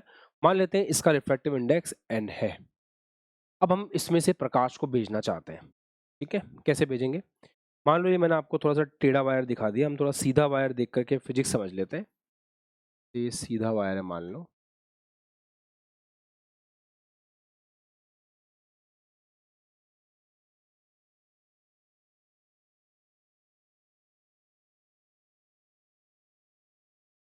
देखो इसका रिफ्रैक्टिव इंडेक्स n है, बाहर का रिफ्रैक्टिव इंडेक्स 1 है, प्रकाश किरण तुम्हारी आ रही है ऐसे। अब देखो ये ना कोई भी EMW हो सकती है, जरूरी नहीं है प्रकाश किरण हो, कोई भी इलेक्ट्रोमैग्नेटिक वेव हो सकती है, जैसे कोई सिग्नल हो सकता है, रेडियो सिग्नल हो सकता है, इंटरनेट, इंटरनेट भी ऑप्टिकल फाइबर के थ्रू चलता है, इंटरनेट के वायर हो सकता है, कुछ भी हो सकता है। तो यहाँ से कोई सिग्नल है, अब ये सिग्नल कैसे एंटर कर रहा है समझे। अगर अपन ध्यान से देखें तो ये सिग्नल हमारा ऐसे एंटर कर रहा है इस तरीके से। तो जो सिग्नल आपका एंटर किया वो कितने कोण पर एंटर किया? आई कोण पर एंटर किया ऐसे, देखो ना, एज ए सिग्नल आपतन कोण आई के ऊपर आया। ठीक है, इसके साथ क्या होगा? इसका अभिलंब की ओर झुकेगा, अभिलंब से दूर हटेगा। चेक करें कहां से कहां जा रहा है। बाहर तो विरल माध्यम है, अंदर सघन माध्यम है, अभिलंब की ओर झुकेगा। ये प्रकाश किरण ऐसे जाति को डिस्टर्ब नहीं करता, तो अब यूं झुकेगी अभिलंब की ओर, अभिलंब की ओर झुक करके ऐसे जाएगी। अब इस पॉइंट पे हम ये नहीं चाहते हैं कि हमारी प्रकाश किरण वापस से बाहर निकले। इस पॉइंट पर हम नहीं चाहते हैं, ये आ रहा है। इस पॉइंट पे हम नहीं चाहते कि हमारी प्रकाश किरण बाहर जाए, ये हमारा मन ही नहीं है इसको बाहर भेजने। हम इस पॉइंट पे ये चाहते हैं कि पूर्ण आंतरिक परावर्तन हो जाए। अच्छा, क्या पूर्ण आंतरिक परावर्तन की घटना को हम सपोर्ट कर सकते हैं? क्या संभव है? सोचते हैं। यहाँ पे पूर्ण आंतरिक परावर्तन करने के लिए दो शर्तें होंगी। पहला, सघन माध्यम से विरल माध्यम में प्रकाश किरण जा रही हो। बेटा, अगर प्रकाश किरण सघन से विरल में नहीं जा रही है यश, तो हम सोच ही नहीं सकते हैं कि टीआईआर होगा। थोड़ा सा जिन बच्चों ने इस टॉपिक को पहली बार पढ़ रहे हैं, थोड़ा फोकस के साथ में पढ़ेंगे, है ना, थोड़ा फोकस के साथ में पढ़ेंगे। यहाँ पे आपने क्या सीखा कि जब तक क्रिटिकल एंगल से ज्यादा एंगल नहीं होगा, जब तक इस एंगल से ज्यादा एंगल नहीं होगा, तब तक प्रकाश किरण वापस नहीं आएगी। पहला पॉइंट। दूसरा, ये होगा ही तब जब प्रकाश किरण सघन माध्यम से विरल माध्यम में जा रही हो। अगर आपकी प्रकाश किरण सघन माध्यम से विरल माध्यम में नहीं जा रही हो बेटा, तो सोचना भी मत कि टीआईआर जैसा कुछ देखने को मिलेगा। It will not happen. तो क्या यहाँ पे पहली शर्त पूरी हो रही है हमारी? बिल्कुल हो रही है सर। अंदर का माध्यम n है, बाहर का 1 है, और n ज्यादा होना चाहिए 1 से। ऑब्वियस सी बात है, ये एक शर्त है। ठीक है, ऐसा हम मान के चल रहे हैं कि हमारा n डेफिनेटली ज्यादा है। दूसरी शर्त क्या है? दूसरी शर्त ये है कि ये जो एंगल है ना, ये क्रिटिकल एंगल से ज्यादा होना चाहिए। ये जो एंगल आप देख रहे हो, ये एंगल क्रिटिकल एंगल से ज्यादा होना चाहिए। करें? ये एंगल कितना होगा? सबका ध्यान बोर्ड पे। ये 90 डिग्री है, ये r है, ये 90 है, तो ये एंगल कितना हुआ? 90 माइनस आर। छोटा लिखा है मैंने, 90 माइनस आर। अब अगर पूर्ण आंतरिक परावर्तन की घटना होती है तो फिर क्या होगा? ये प्रकाश किरण ऐसे आ जाएगी। अगर ये ऐसे आएगी तो परावर्तन हुआ है ना अब तो ये एंगल भी कितना होगा? 90 माइनस आर। यहाँ टकराएगी, यहाँ पर आप अभिलंब बनाओगे, ये 90 माइनस आर है, तो ये भी कितना होगा? 90 माइनस आर। अगर ये सी से ज्यादा है तो वहां भी सी से ज्यादा होगा, वापस से पूर्ण आंतरिक परावर्तन होगा, ऐसे निकल जाएगी। मतलब फाइनली आप ये बोल सकते हो कि प्रकाश किरण बिना डिस्टर्ब हुए, इसका मतलब बिना अपनी एनर्जी को कम किए, बिना अपनी ऊर्जा की कुछ हानि किए, इस पॉइंट से निकली, इस पॉइंट से बाहर निकल गई। तो प्रकाशिक तंतु एक ऐसा उपकरण है जिसमें प्रकाश के आंतरिक पूर्ण आंतरिक परावर्तन के सिद्धांत को काम में लेकर के विद्युत चुंबकीय तरंगों का आवागमन करवाया जाता है, बिना किसी हानि के, बिना किसी ऊर्जा की हानि के। ठीक है सर, ये बना किससे होता है? ये ग्लास से बना होता है और पॉलीमर से बना होता है, बहुलक से बना होता है। तो इसका जो मटेरियल है ना, इसके मटेरियल में बहुलक हो सकता है, बहुलक एवं ग्लास हो सकता है। ये इसके मटेरियल के अंदर होता है। शर्त क्या है? शर्त यही है कि 90 माइनस आर जो है ज्यादा होना चाहिए क्रिटिकल एंगल सी से, ये शर्त है बस। और दूसरा एन ज्यादा होना चाहिए 1 से। ऑब्वियस सी बात है, वो तो हम जानते ही हैं। लिख लें, थोड़ा सा डायग्राम बनाइए आप सुंदर सा, फिर लिखते हैं।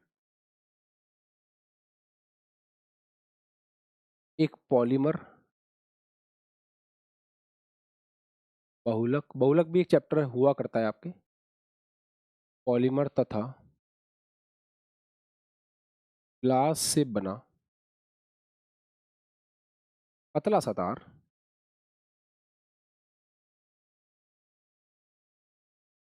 जिसके एक सिरे से दूसरे सिरे तक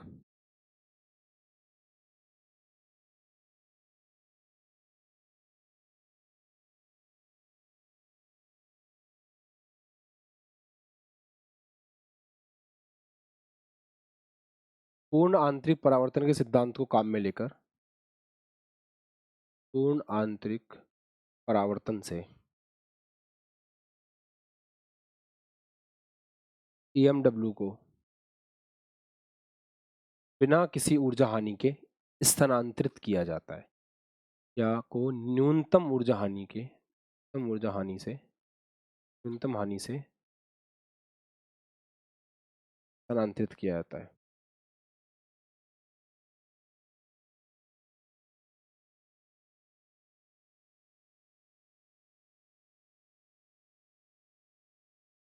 बिना किसी ऊर्जा हानि के हम फटाफट एक पॉइंट से दूसरे पॉइंट पे भेज देते। लिख लीजिए साहब।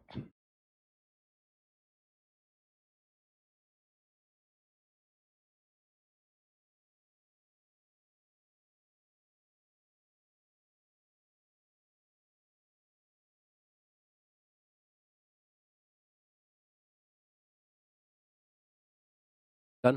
अब थोड़ा फिजिक्स लगा करके फॉर्मूले बना लें। तो 90 माइनस आर ज्यादा होना चाहिए सी से। दोनों तरफ साइन ले लो, दोनों तरफ साइन लोगे तो साइन 90 माइनस आर ज्यादा होना चाहिए साइन सी से। क्या आप साइन सी को लिख सकते हो? Yes sir. कैसे? छोटा वाला अपॉन बड़ा वाला।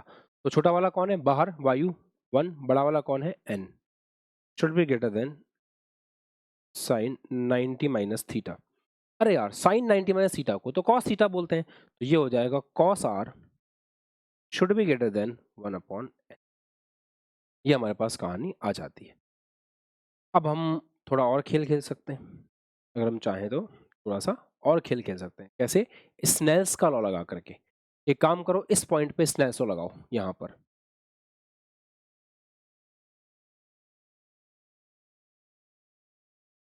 1 इंटू साइन आई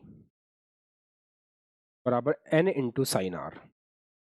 ये लो, 1 इंटू साइन आई बराबर n इंटू साइन, याद है ना? n1 आकाश आदर्श, इधर देखो। नजर हटी, दुर्घटना घटी बेटा, कोई मतलब नहीं है, निकल जाएगा हाथ से टॉपिक। मैं बड़े आराम से शांत होकर के पढ़ा रहा हूँ, इजी इजी करके पढ़ा रहा हूँ। इसका मतलब ये नहीं है कि चीजें इजी हैं। एक बार सवाल लगाते हो तब तुम्हें समझ में आता है कि अच्छा सर जिस चीज को क्लास में इतना आराम से इतना आसानी से पढ़ा रहे थे वो इतना आसान था नहीं। सवाल करते वक्त ये बात समझ में आती है। हाथ कांपते हैं लिखते वक्त कि कैसे लिखूं स्नेल्स लॉ। हकीकत बता रहा हूँ मैं आपको। ये कुछ बच्चों की हकीकत है, यहाँ पे ये नीट वाले बच्चों की खासकर हो सकती है। जब सवाल लगाते हैं ना स्नेल्स लॉ, तो ऐसा डर लगता है कि यार मैं सही लिख रहा हूँ क्या। इसलिए हम टीचर्स की कोशिश करते हैं कि सबसे आसान तरीके से पढ़ाएं। तो आसान तरीका यही है कि यहाँ का रिफ्रैक्टिव इंडेक्स इंटू यहाँ का साइन आई एंगल, उधर का रिफ्रैक्टिव इंडेक्स उधर का एंगल, ये जान करके हम ऐसा करते हैं। अदरवाइज हम साइन आई बराबर साइन आर n2 भी लिख सकते हैं। समझो आप थोड़ा सा। तो थिंग्स आर टफ, उनको बस आसान बनाया जा रहा है आप लोगों के लिए। Sine R is equal to कितना आ जाएगा यहाँ से? 1 अपॉन n साइन आई। अच्छा बेटा, साइन आर ये है तो कॉस आर कितना होगा? तो कॉस आर होगा अंडर रूट ऑफ 1 माइनस इसका स्क्वायर, तो साइन स्क्वायर आई अपॉन एन स्क्वायर। ये आपके सामने फंडा रहेगा। तो अब यहां से क्या सीखा? कॉस आर 1 अपॉन एन से बड़ा है, तो अब ये वैल्यू यहाँ लेके आओ। तो मतलब अंडर रूट ऑफ, इसको एन स्क्वायर से मल्टीप्लाई, मतलब वो ले लो अंदर LCM, n square minus sine square आई upon n square greater than 1 upon n है। कुछ कुछ ऐसे ही दिख रहा है। अच्छा, कुछ कुछ ऐसा ही समझ में आ रहा है ना? कुछ कुछ ऐसा समझ में आ रहा है। एक काम करो, एन से एन काट देना, ठीक है? तो ये आ जाएगा N square minus sine square I is greater than 1, ऐसा कुछ दिख रहा है। आपको कंडीशन किसके लिए निकालनी थी? कंडीशन एन के लिए निकालनी थी, है ना? तो एक काम करते हैं, साइन स्क्वायर आई को उधर भेज दो, साइन स्क्वायर आई को उधर भेज दो, तो एन स्क्वायर बड़ा आ जाएगा 1 प्लस साइन स्क्वायर आई के, एन बड़ा आ जाएगा under root of 1 plus sine square i के। तो एन बड़ा आ गया under root of 1 plus sine square i के। ये शर्त हो गई सबसे बड़ी। ये जब जब पूरी होगी ना, तब तब ऑप्टिकल फाइबर में TIR होगा। हेलो। अच्छा सर, एक काम करते हैं, मैक्सिमम कंडीशन बताओ ना आप। तो मैक्सिमम कंडीशन बता सकते हैं, कोई दिक्कत नहीं है। मैक्सिमम कंडीशन ये होगी, साइन आई मैक्सिमम कब होगा? जब आई 90 डिग्री होगा। जब आई 90 डिग्री होगा तो साइन आई मैक्सिमम होगा। और कोई भी साइन हो, मैक्सिमम कितना हो सकता है? 1। तो ये आ जाएगा n is greater than 1+1 under root 2। ये आ गई फाइनल शर्त कि आपका हमेशा इस ग्लास का अगर रिफ्रैक्टिव इंडेक्स मतलब n रूट 2 से ज्यादा हुआ, हमेशा TIR होगा, आपको टेंशन करने की जरूरत नहीं। तो ऑप्टिकल फाइबर बनाने वाली कंपनी को आप ये बोल सकते हो कि भाई n इज ग्रेटर देन 2, इस कंसेप्ट को यूज करके काम करो। ठीक है, अब एक थोड़ा सा एडवांस टाइप का सवाल करते हैं। एडवांस में आया हुआ इस तरह का सवाल, तो आप लोग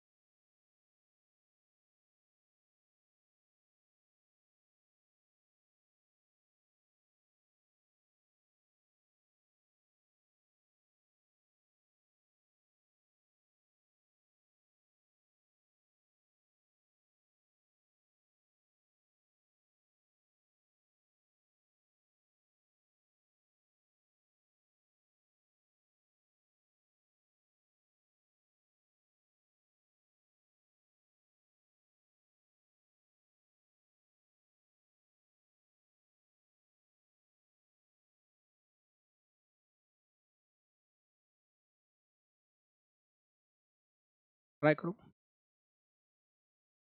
एक्सप्रेशन बनेगा इसमें लास्ट में ना, वो एक्सप्रेशन बनाने की कोशिश करो।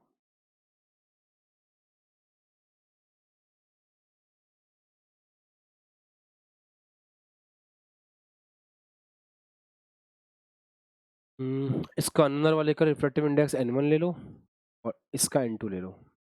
मतलब ये अंदर एक कोर है ना, बाहर ये क्लैडिंग है, ये क्लैडिंग है, ये पूरी क्लैडिंग है। इस बार हवा नहीं है बाहर, क्लैडिंग है।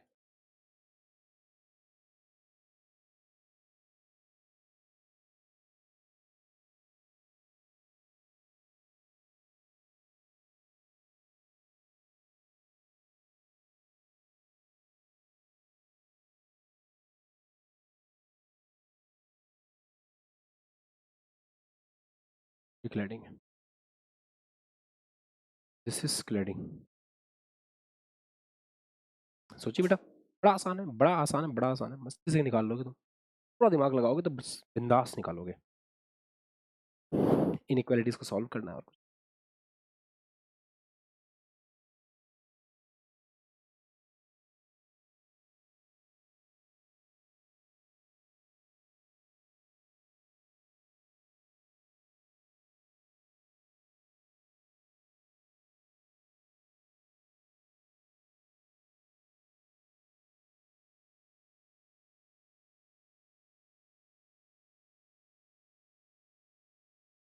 अभय गुप्ता सवाल लगाओ, करो, एंड चलाओ बेटा।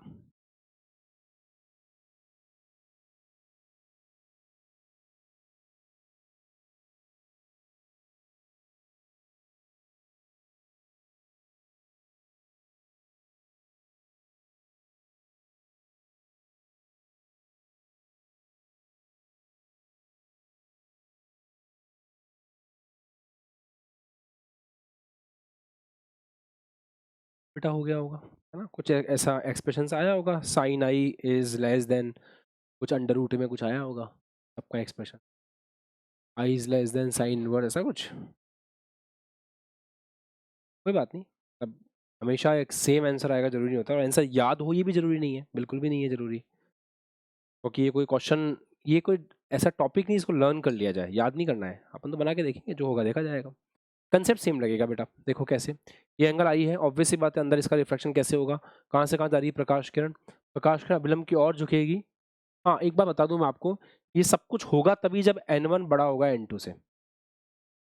तो कोर का अपवर्तनांक ज्यादा होना चाहिए क्लैडिंग से, क्लैडिंग का मतलब क्या, आउटर लेयर, ये वाली लेयर, कोर का मतलब क्या, अंदर, कोर हमेशा अंदर को कहते हैं, तो n1 ज्यादा होना चाहिए n2 से, ठीक है। अगर ऐसा है, प्रकाश किरण, और ये बाहर n0 है मान लो, हवा, तो बाहर हवा है 1 मान लेते हैं, तो ऐसे अभिलंब की ओर झुकेगा, अभिलंब की ओर झुकेगी तो प्रकाश किरण ऐसे जाएगी। अब जिस पॉइंट पे गई है ना, उस पॉइंट पे सारा खेल है,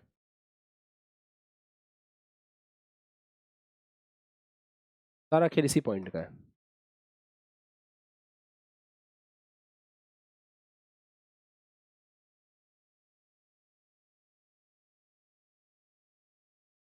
कि if this angle is I, then this angle is R, obviously this angle is 90, then this angle is 90 minus R, fine.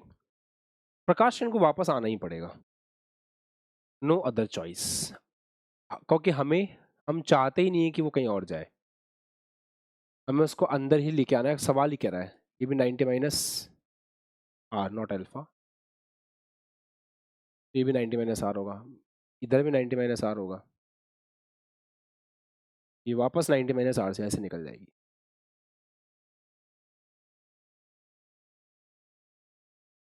पता नहीं मैं अल्फा क्यों लिख रहा हूँ।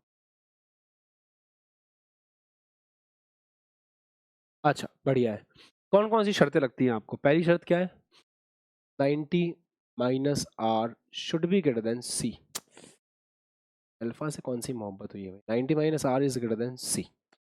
अच्छा तो दोनों तरफ साइन ले लें अपन, तो दोनों तरफ साइन लेंगे, तो sine 90 minus r should be greater than C, तो cos are should be greater than सी।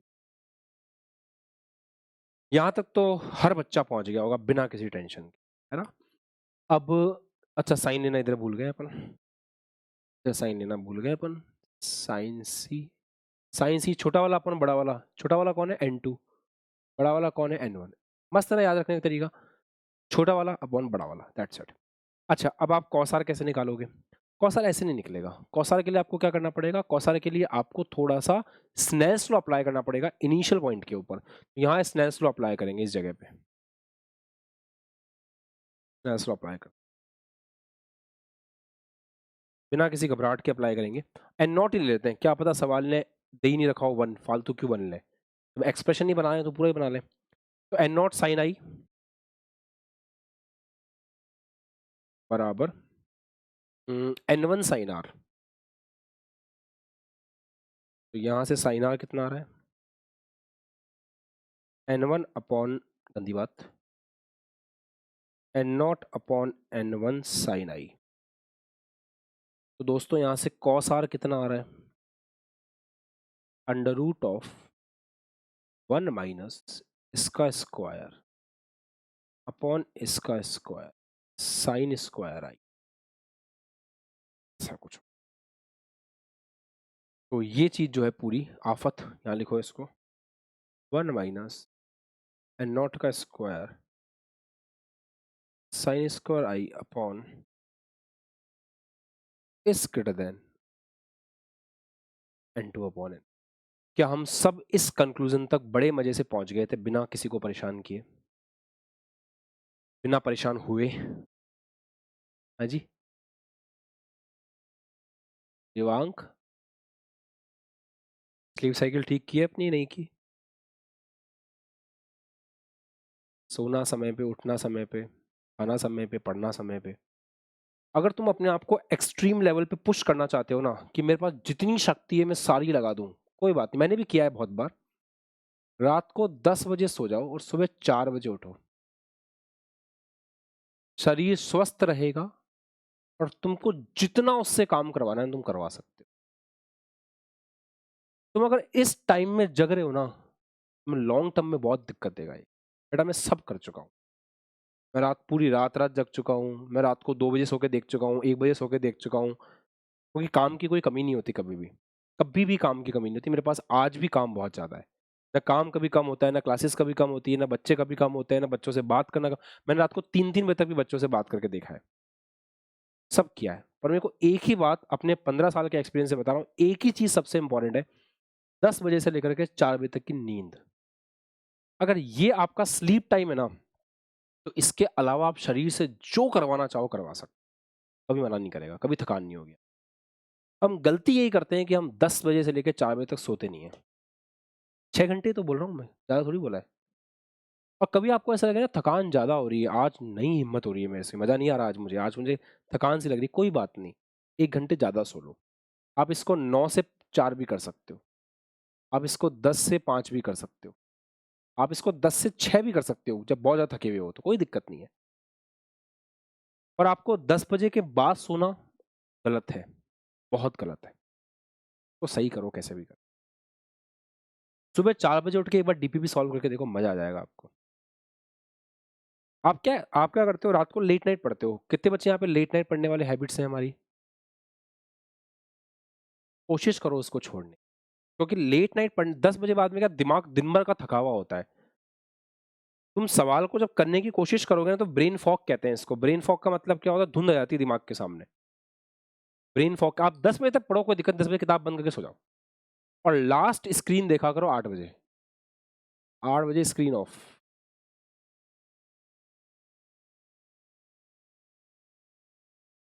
और अगर फिर भी स्क्रीन देखनी पड़ रही है, बिल्कुल ब्राइटनेस डिम कर दो, दूर रख दो उसको, ऐसे घुसा के मत देखा करो, थोड़ा सा दूर रख के और फिर करो सब, अगर स्क्रीन देखनी भी पड़ रही है तो।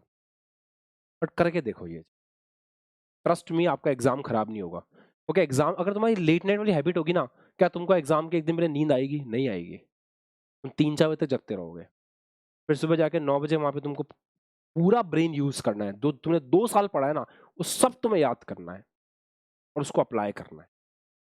शरीर को सोने, नींद जरूरी है ना, दिमाग को नींद नहीं मिलेगी।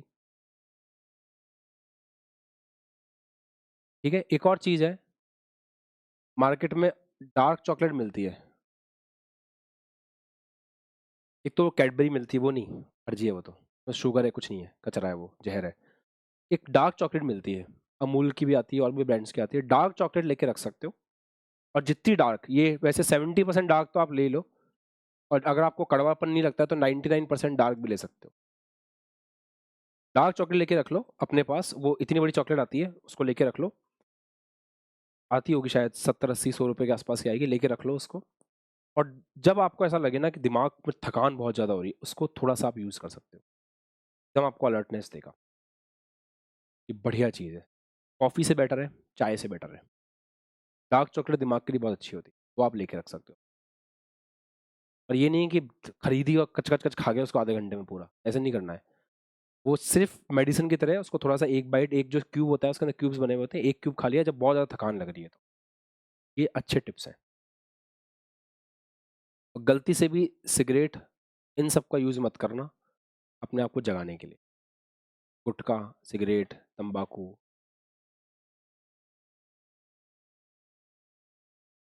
ये आपको जिंदगी भर के लिए बर्बाद कर देगा, तभी नहीं चलेगा आपको। लंग्स में एक बार जो कुछ जाता है ना, वो बाहर नहीं आता कभी भी। लंग्स का कोई एक्सक्रीशन सिस्टम नहीं है, अंदर गया वो अंदर है, हमेशा रहेगा। धीरे धीरे धीरे धीरे धीरे धीरे खत्म कर देगा आपको।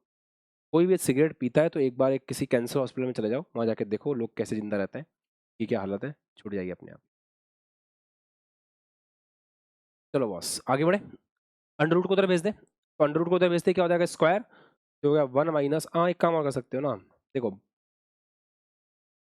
इस n1 के स्क्वायर पे अंडर रूट मारोगे तो ये n1 हो जाएगा, ऐसा कर लें, n1 का स्क्वायर माइनस n0 का square sine square I divide by ni का होल स्क्वायर का अंडर रूट, ये हो गया greater than n2 upon n1। अब देखो इस पे अंडर रूट मारोगे तो n1 से n1 कट जाएगा, तो ये बचेगा n1 का स्क्वायर माइनस n0 का स्क्वायर साइन स्क्वायर आई का अंडर रूट, इस अंडर रूट को उधर भेज दो तो greater than n square.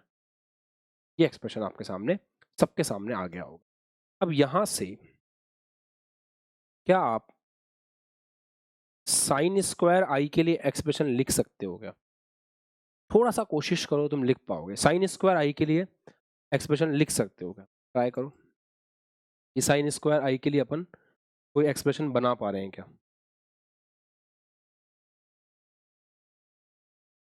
Try करके देखो, करो करो, सबको बोलो करो। साइन स्क्वायर आई के लिए एक्सप्रेशन बना के देखो, कुछ निकल के आ रहा है क्या? साइन चेंज हो जाएगा बट ये ध्यान रखना, है ना, साइन चेंज हो जाएगा। एक काम करते हैं, इसको उधर भेज देते हैं, इसको इधर ले आते हैं, तो ये साइन स्क्वायर आई लेस देन हो जाएगा। साइन चेंज कर रहा हूँ मैं ना, कैसे कर रहा हूँ, मैं इसको उधर भेज रहा हूँ और इसको इधर लेकर के आ रहा हूँ, तो ये हो जाएगा फिर n1 का स्क्वायर माइनस n2 का स्क्वायर। आराम से देखो, आराम से देखो क्या किया मैंने, साइन चेंज किया है, मैंने इसको उधर भेज दिया, इसको मैं इधर ले आया।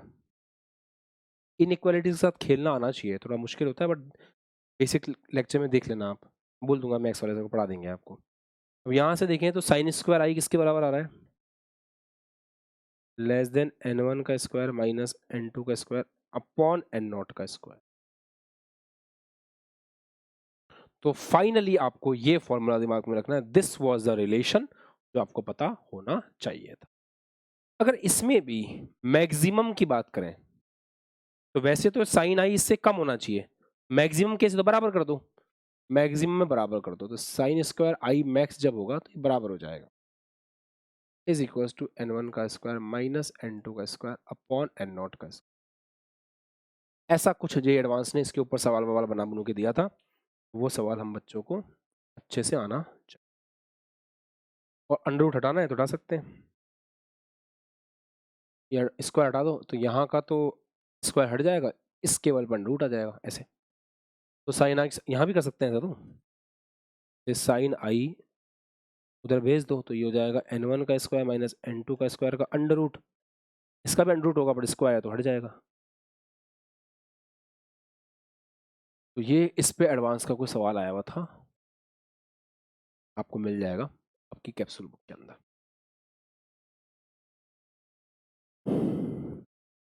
जाने सबको समझ में आया, कोई भी फंसा तो नहीं इसमें, क्लियर है, बढ़े आगे, रेडी, चलिए हेडिंग लगाएं प्रिज्म।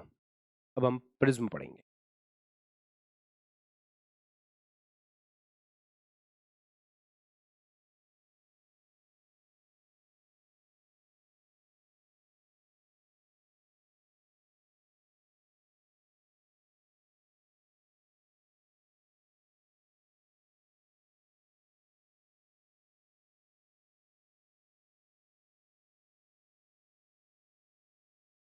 अब हम प्रिज्म पढ़ें। क्या आपने सबने प्रिज्म को देखा है अपनी स्कूल्स में, बचपन में कहीं पे प्रिज्म देखा है? प्रिज्म कैसा होता है? प्रिज्म एक बहुत शानदार चीज है। प्रिज्म में दो ऐसे ट्रांसपेरेंट मीडियम होता है ग्लास का, दो सरफेस जो है ना उसकी वो ऐसे किसी एंगल पे होती है, सामने से देखने पर फ्रंट व्यू बनाते हैं और उसका बैक व्यू बनाते हैं।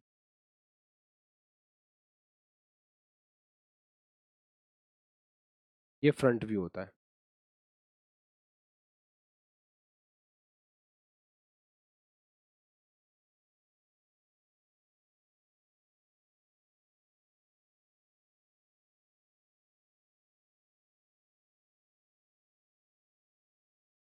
ऐसा होता है प्रिज्म।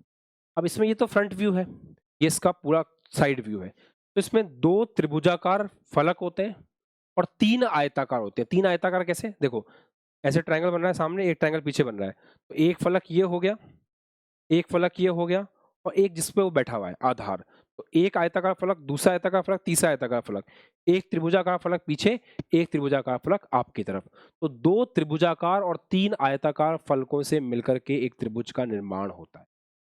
ये त्रिभुज का 2D डायग्राम है और ये आपके त्रिभुज का 3D डायग्राम है। प्रकाश किरण वास्तव में जैसे आती है ना, तो प्रकाश किरण एक सतह से आती है। जैसे मान लो इस सतह पे ऐसे आपतित हुई, इस सतह से ऐसे आपतित होती है और इस वाली सतह से ऐसे निकल जाती है, ऐसा बोल सकते हैं। ठीक, और हम 2D में दिखाते हैं तो दिक्कत होती है, यहाँ दिखाएंगे तो ऐसे आएगी प्रकाश किरण, ये ज्यादा आसान है। ये जो एंगल होता है ना, इसे प्रिज्म कोण कहते हैं। एंगल ऑफ प्रिज्म, कभी कभी इसको एपेक्स एंगल भी कहते हैं। तो अगर बुक में या क्वेश्चन में कभी एपेक्स एंगल लिखा हो, तो प्रिज्म के इस एंगल को अपन एपेक्स एंगल भी बोल सकते हैं। जरूरी नहीं है कि हमेशा एपेक्स एंगल ही लिखा हो, कुछ बुक्स के अंदर ऐसा मिल सकता है। तो डायग्राम बना लो फटाफट, दो छोटी छोटी बातें लिख देते हैं कि 3 आयताकार फलक, 3 आयताकार फलक और 2 इसमें होते हैं त्रिभुजाकार फलक।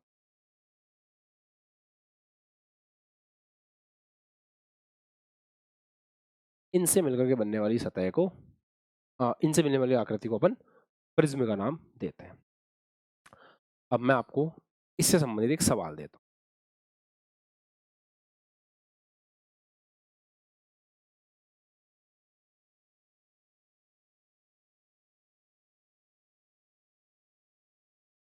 सवाल बड़ा मस्त है।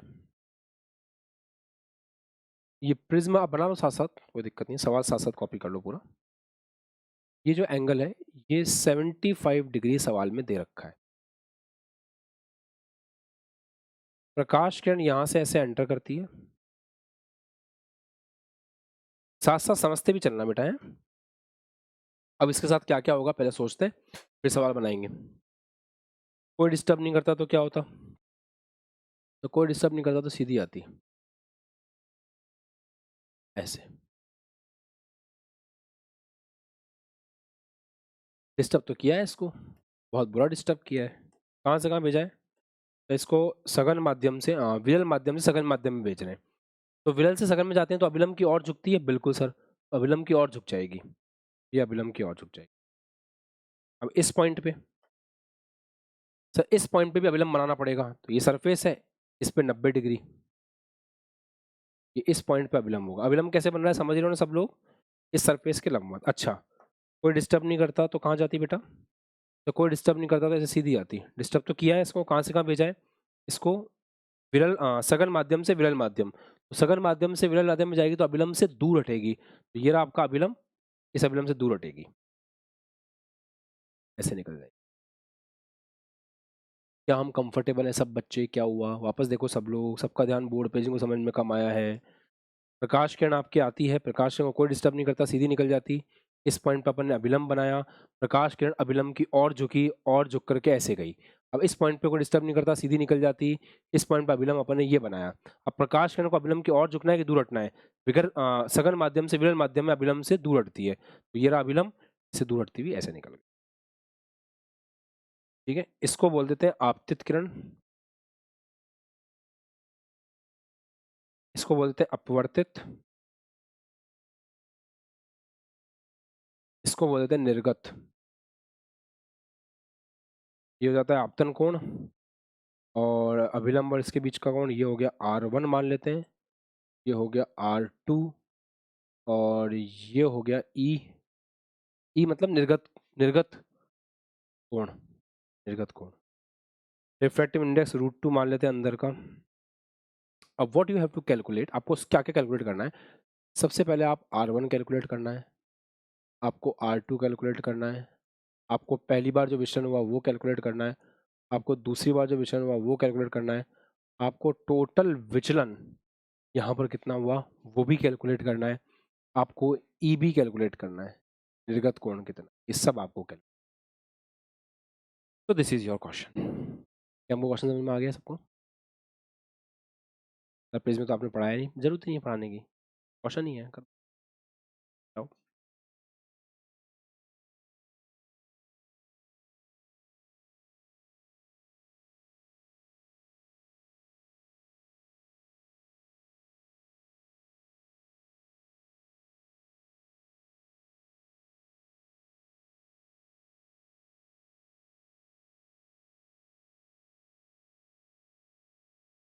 आदर्श बेटा देखना नहीं है, करना भी है।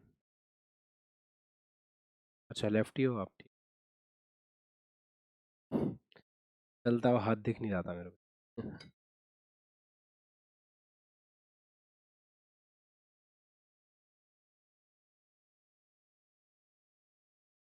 इसमें कुछ भी नया नहीं लगेगा, मतलब जो सीख रखा है ना बस वही होगा बेटा, नथिंग न्यू।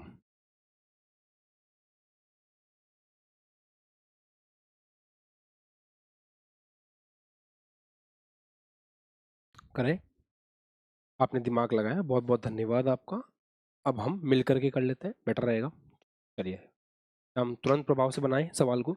अच्छा, इस पॉइंट पे अगर मैं लगाता हूँ स्नेल्स लॉ, तो 1 बार हवा ले लो, 1 sin 45 is equal to √2 into sine R1। क्या ये स्नेल्स लॉ का ये क्वेश्चन सबने सही लगाया था? गुड, तो आपके पास R1 की वैल्यू आ गई होगी 30 डिग्री। ये R1 आ गया आपके पास 30। अच्छा, अगर R1 30 डिग्री है तो R2 कितना होगा? क्या आप R2 को कैलकुलेट कर सकते हो कि R2 कितना होगा? या ये मुश्किल है? लगाया दिमाग? सबका ध्यान बोर्ड पे, सबका ध्यान, ज्योमेट्री से निकलेगा। R2 ज्योमेट्री से आएगा, ज्योमेट्री से आएगा। कैसे? अगर ये 30 डिग्री है तो ये पूरा 90 है, तो ये कितना हो गया? 60 डिग्री। हेलो, देखो बेटा, ये इस पे लंब डाला था अपन ने, तो ये पूरा 90 डिग्री है। ये स्नेस हो 30 आ गया, तो ये 60 आ गया। त्रिभुज ट्राइंगल समझ में आ रहा है आपको? त्रिभुज ये 60, ये 75, तो ये कितना आएगा? 180 में से 60 प्लस 75 को माइनस कर दो, तो 180 में से 60 प्लस 75 को माइनस करोगे तो ये आ जाएगा 45 डिग्री। अब वापस से वही बात, ये और ये लंब है एक दूसरे के, तो ये पूरा एंगल 90 डिग्री है। अगर ये 45 है तो ये होगा 90 माइनस 45। 90 माइनस 45 मतलब ये कितना आ गया? 45 डिग्री। तो R2 आपके पास ऑटोमेटिकली निकल करके आ गया 45 डिग्री। कितनों का सही था भाई? सही था, वेरी गुड यश, बहुत अच्छे बेटा। अब इधर अपने यहाँ पे चेक करें, तो √2 इंटू, अब देखो ये R2 जो है ना, ये यहाँ के लिए आपतन कोण है। ये R2 इस सतह के लिए आपतन कोण है, तो √2 इंटू R2 मतलब √2 इंटू साइन 45 बराबर E जो है वो अपवर्तन कोण है, तो 1 इंटू साइन E। क्या आप यहाँ से E की वैल्यू बता सकते हैं, या एंगल E कितना आएगा? क्या आप बता सकते हैं एंगल E कितना होगा? √2 1/√2 √2 1 साइन E 1 के बराबर आ रहा है, मतलब E कितना होगा? 90 डिग्री। तो ये जो एंगल E है ये कितना है? 90 डिग्री। That's it. खुश सब लोग? समझ में आया? अब डेविएशन निकालें अलग अलग सारे, देखो इधर निकाल लेते हैं। कैसे निकालेंगे? ये प्रकाशियों को डिस्टर्ब नहीं करता, सीधी जाती। ये है डेल्टा 1 क्लॉकवाइज, तो डेल्टा 1 कैसे निकालेंगे? बड़े वाले में छोटे वाले को माइनस कर दो, I माइनस R, जो बड़ा है उसमें छोटे वाले को माइनस कर दो, तो 45 माइनस 30 15 डिग्री आ गया क्लॉकवाइज। डेल्टा 2 कैलकुलेट करके देखें। डेल्टा 2 बड़े वाले में छोटे वाले को माइनस कर दो, 90 माइनस 45, ये कितना आ गया? 45 डिग्री। टोटल डेविएशन ये भी क्लॉकवाइज ही है, देखो प्रकाश को डिस्टर्ब नहीं करता, सीधी जाती है ऐसे। ये है डेल्टा 2, ये प्रकाश की ऐसे जा रही थी, ऐसे बेंड हो गई। पता है ना, हेलो, रिफ्रैक्शन में क्या करते हैं? I माइनस आर करते हैं या फिर R माइनस आर करते हैं? क्या बोला मैंने? I माइनस आर करते हैं या फिर R माइनस आई करते हैं? जो बड़ा छोटे वाले को माइनस कर दो। डेल्टा बराबर mod of I minus R refraction में, मतलब अपवर्तन में, और delta is equal to y minus 2i किस में? रिफ्लेक्शन में, परावर्तन में। अच्छा जी, तो ये भी क्लॉकवाइज है, ये भी क्लॉकवाइज है। प्रकाशन क्लॉकवाइज घूमी, प्रकाशन क्लॉकवाइज घूमी, दोनों क्लॉकवाइज है। डेल्टा नेट कितना आ जाएगा? दोनों को जोड़ दो, 60 डिग्री। क्या डेल्टा नेट को डायग्राम में दिखा सकते हैं? बिल्कुल दिखा सकते हैं। देखो ये प्रकाश किरण ऐसे जा रही है, आपतित किरण ऐसे थी, निर्गत किरण ऐसे है, तो नेट डेविएशन कितना किया पूरे प्रिज्म ने? तो पीछे लेके आओ, ये है delta net. Net deviation prism ने इतना किया, ये डेल्टा नेट है। ये प्रकाश किरण ऐसे जा रही थी, आपतित किरण यूं जा रही थी, निर्गत यूं जा रही थी, ऐसे टिल्ट हो गई। सवाल का सवाल, टॉपिक का टॉपिक बता दिया हमने, क्या दिक्कत है?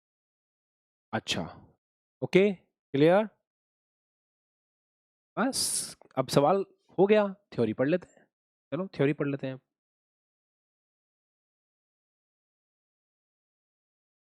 पढ़ाओ इसको, थ्योरी पढ़ेंगे अब, थ्योरी थ्योरी थ्योरी पढ़ाओ 45 डिग्री। अब हम थ्योरी पढ़ेंगे, सबका ध्यान बोर्ड पे। अच्छा, क्या क्या करें इसके अंदर, कुछ खेल खेलें। देखो ये प्रकाश किरण ऐसे आ रही है, ये एंगल आई है, तो ये वाला एंगल कितना है?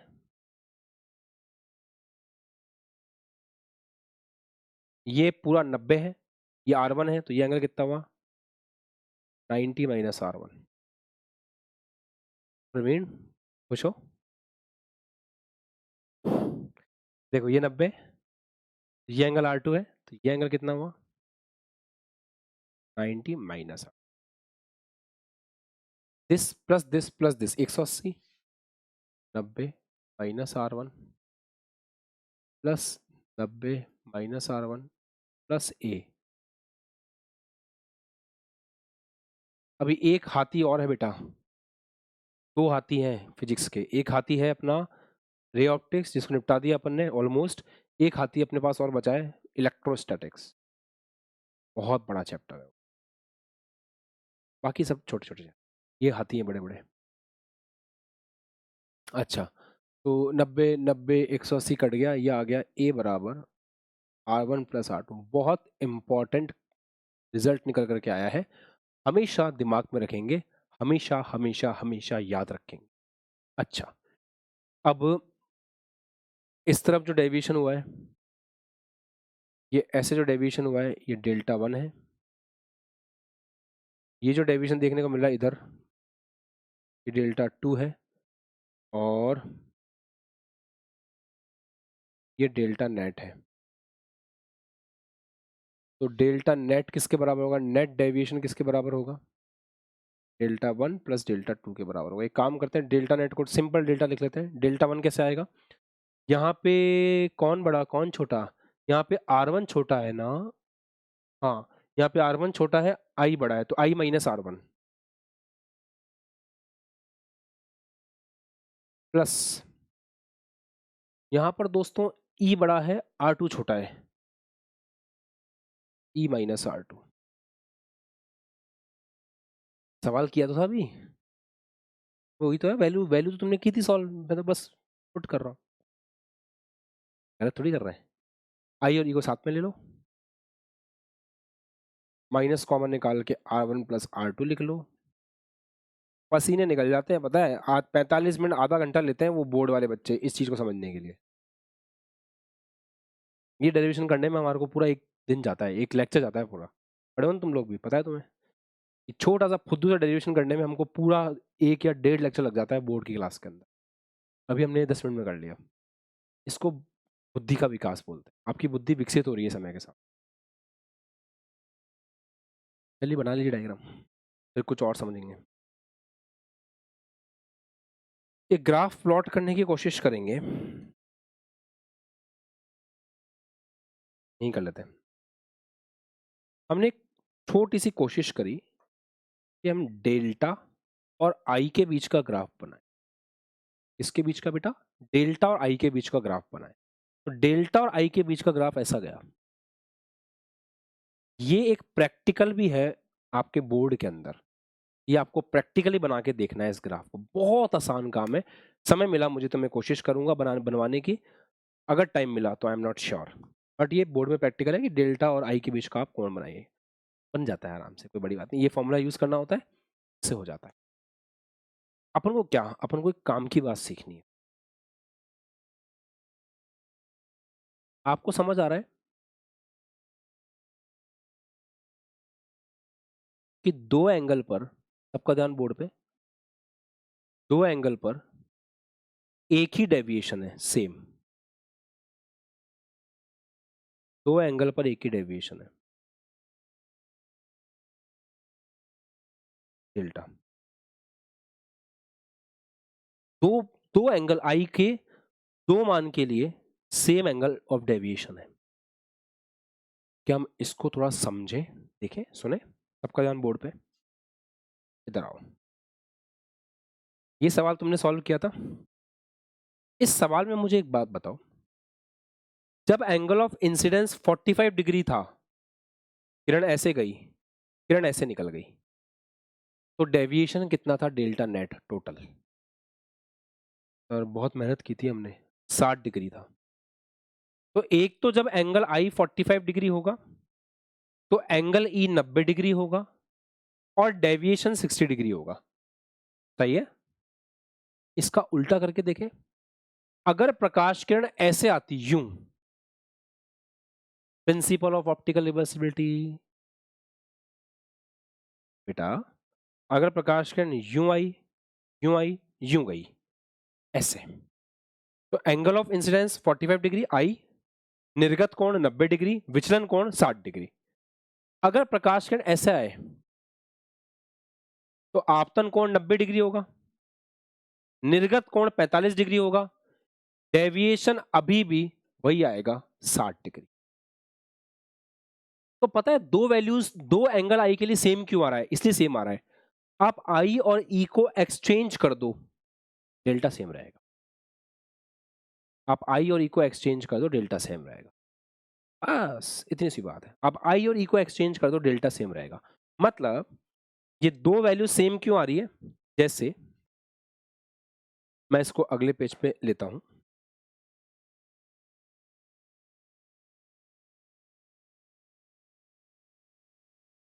देखो इस पॉइंट पे अगर I1 I के बराबर है और E और जो हमारा I है वो E के बराबर है, ऐसा मान लो, छोड़ो, एंगल I1 E के बराबर है, तो यहां पे निर्गत कोण E के बराबर होगा। ठीक है, अगर आप इसको यहां ले लो तो फिर ये I के बराबर हो जाएगा।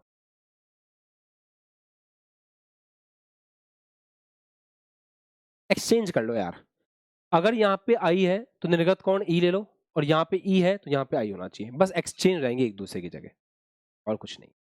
अगर यहाँ आपने E मान रहे हो तो ये I होगा, यहाँ I ले रहे हो तो वो E होगा, दोनों का एक्सचेंज कर लो, दोनों पॉइंट पे सेम वैल्यूज निकल के, इतना सा हम बोल रहे हैं।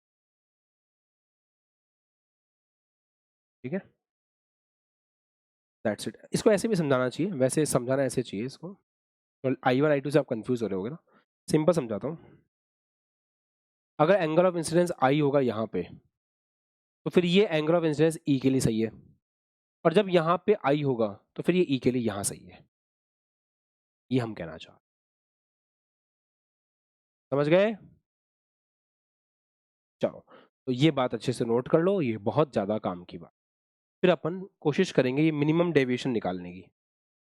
ये डेल्टा मिनिमम यहाँ आ रहा है ना, एक बार देखेंगे इस डेल्टा मिनिमम को कैसे निकाल सकते। अगले पेज पे ये काम करते हैं, अब लो आप।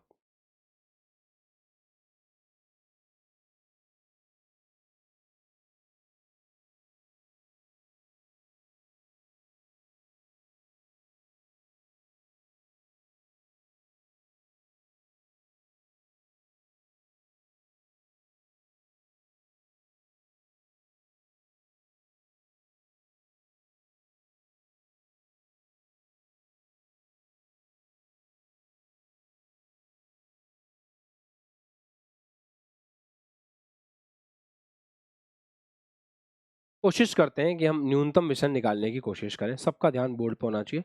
मैं इसको थ्योरेटिकली करवा दूंगा सारा। देखो,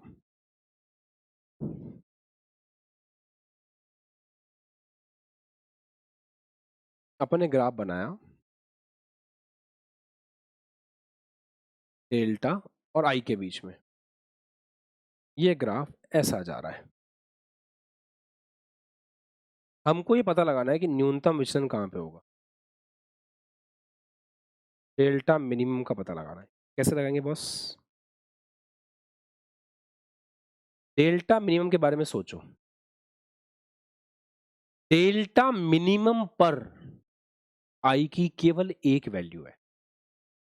इसके अलावा हर जगह आई की दो वैल्यूज हैं। देखो कैसे। I1 बराबर आई पर जो डेल्टा आएगा, अगर आप ई लोगे तो वही डेल्टा आएगा सेम। इस पॉइंट पर आई बराबर ई पर जो डेल्टा आएगा, आई पर भी सेम डेल्टा आएगा। कहने का मतलब 45 डिग्री आई लोगे सेम डेल्टा, 45 डिग्री आई लोगे तो 90 डिग्री ई होगा सेम डेटा, 90 डिग्री आई लोगे तो 45 डिग्री ई होगा सेम डेटा, मतलब सेम डेल्टा। तो आई और ई की मतलब एक तरह से आई की दो वैल्यूज के लिए सेम डेल्टा आ रहा है। और वो वैल्यू कौन सी है? आई और ई को एक्सचेंज कर दो, आई ई एक्सचेंज कर दो, सही है। पर यहां पे इस पॉइंट पर केवल एक वैल्यू के लिए, केवल एक वैल्यू के लिए डेल्टा मिनिमम आ रहा है। तो ये वैल्यू कौन सी होगी? जब आई इज इक्वल टू ई है।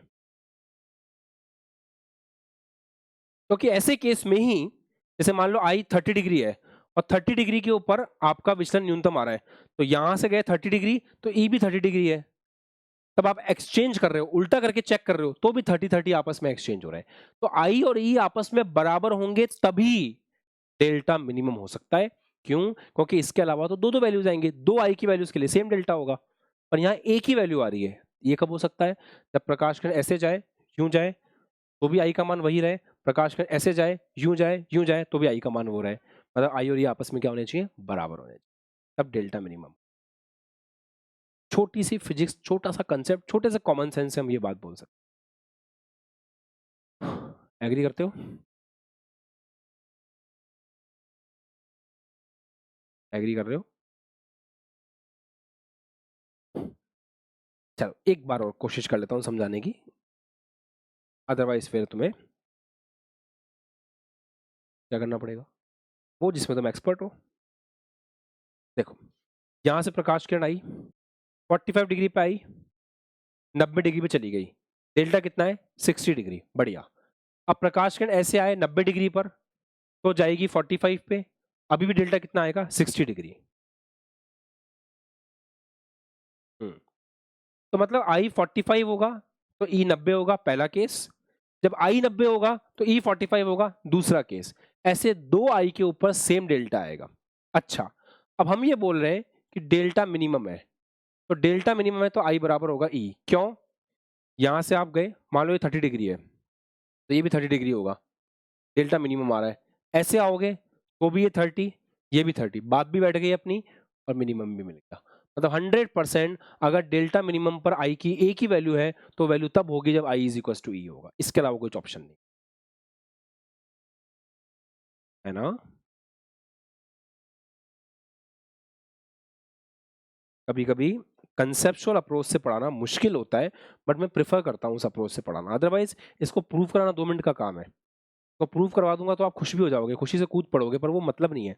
आपको फील करवाना ज्यादा इंपॉर्टेंट है। तो डेल्टा मिनिमम के ऊपर क्या होगा? आई इज इक्वल टू ई होगा। मैथमेटिक्स से फिजिक्स नहीं पढ़ाना चाहता मैं, फिजिक्स से मैथ्स पढ़ाना चाहता हूँ, है ना। चलो डेल्टा मिनिमम, जहाँ मैथ्स लगनी हो मैथ्स लगनी है। डेल्टा मिनिमम क्या होता है? आई प्लस ई माइनस ए, याद करो, आई प्लस ई माइनस ए होता है। अब आई और ई बराबर हो गए, ये हो जाएगा आई प्लस आई माइनस ए, तो यहाँ से ये आ जाएगा 2i माइनस ए, ये आ गया डेल्टा मिनिमम। ठीक है, आप चाहो तो यहाँ से आई का मान भी लिख सकते हो, ये भी बड़ा काम की चीज़ है। Delta minimum plus A by 2, कभी कभी ये भी छोटा मोटा यूजफुल रहता ही रहता है। अब हम कुछ कंसेप्चुअल फॉर्मूला बनाने की कोशिश करते हैं। जैसे यहाँ पे ये मीडियम है बाहर का सराउंडिंग, ये मीडियम है प्रिज्म का, ये मीडियम है बाहर का सराउंडिंग। क्या सीख रहे हैं अपन? जो प्रकाश किरण आई है वो एंगल आई पे आई है, फिर ऐसे गई है, ऐसे बाहर निकली है, आई पे ही बाहर निकली है, मतलब प्रकाश किरण आई पे आई है, आई पे ही बाहर निकली, ये हम कहना चाह रहे हैं। आई इज इक्वल टू क्या है, ई है यहाँ पर। अच्छा, अब हम एक काम करते हैं, ये समझने की कोशिश करते हैं, रिफ्रैक्टिव इंडेक्स का फॉर्मूला लगा के देखते हैं। अच्छा एक और बात, क्या ये दोनों बराबर होंगे आपस में? ये आर है तो क्या ये भी आर होगा, चेक कर लो। ये आर है, ये 90 डिग्री है, 90 माइनस आर, 90 माइनस आर, हाँ आर ही होगा ना लॉजिकली। ये ई है, ये आई है, तो यहाँ से देखो ना, ये एंगल 90 डिग्री है तो ये भी 90 माइनस, हाँ बराबर होंगे। ये आर है तो ये भी आर होगा, इक्वल ही होगा। अगर ज्योमेट्री से भी अप्लाई करके चेक करोगे तो इक्वल ही आएगा वो। ठीक है, तो दो चीजें हो गई, आई बराबर ई हो गया, दूसरा आर वन बराबर आर टू हो गया।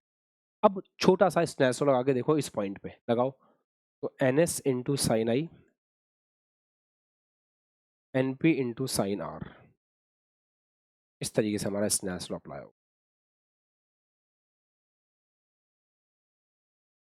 इस तरीके से स्नैपशॉट अप्लाई। अच्छा, कुछ और कर सकते हैं क्या? ये भी समझ में आया अभी अभी।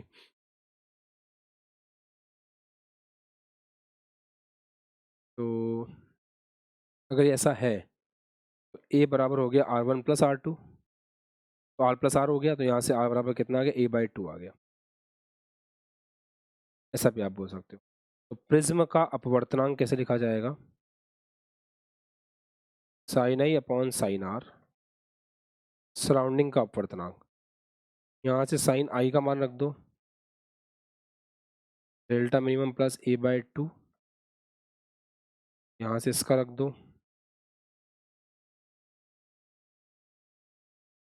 ए बाई टू। ये फॉर्मूला भी बोर्ड में काफ़ी इंपॉर्टेंट माना जाता है, इसका डेरिवेशन भी। This formula is also very, ठीक है, बोलिए, बना लीजिए आराम से।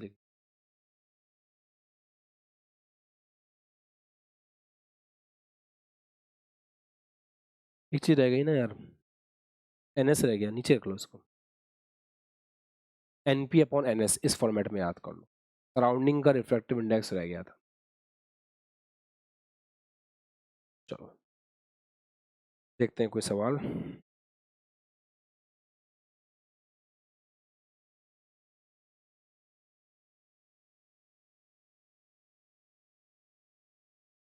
ठीक है बेटा, सब लोग raise your hands, fine, comfortable हो, यहाँ अटकने वाली बात तो नहीं है, इजी था। हाँ, चलो सवाल करो फिर एक।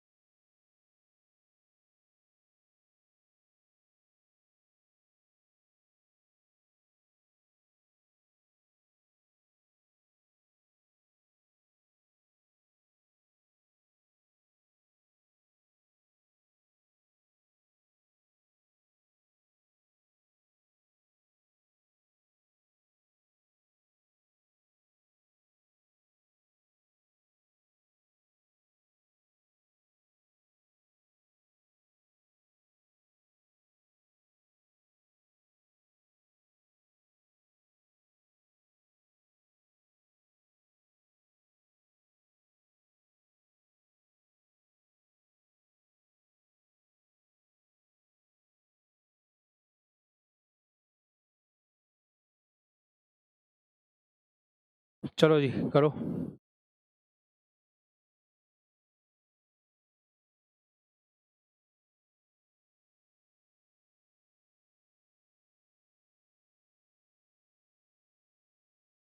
सर बुद्धू सवाल है ये तो मैसेज मिटा देंगे, बता दो फटाफट।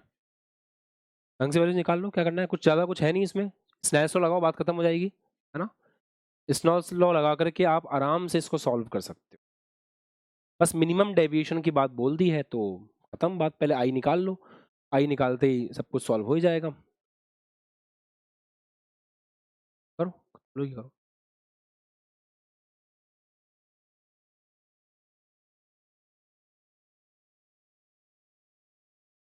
तो कुछ और भी दिया होना चाहिए ना।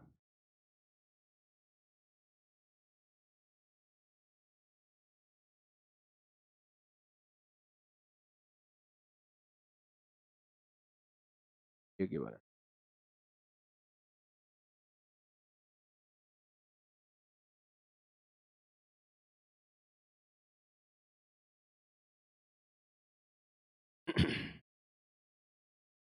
चलिए देखें, सबका ध्यान बोर्ड पे लगाओ स्नेल्स लॉ। तो बार 1 है, तो 1 इंटू साइन आई बराबर √2 इंटू साइन आर 30 डिग्री। यहाँ से आपका आई निकल के आ जाएगा, खत्म बात, 45 डिग्री डायरेक्ट। सही है, सही है। तो अब अगर मिनिमम डेविएशन की बात कर रहा है तो आई 45 है, तो डेल्टा मिनिमम के लिए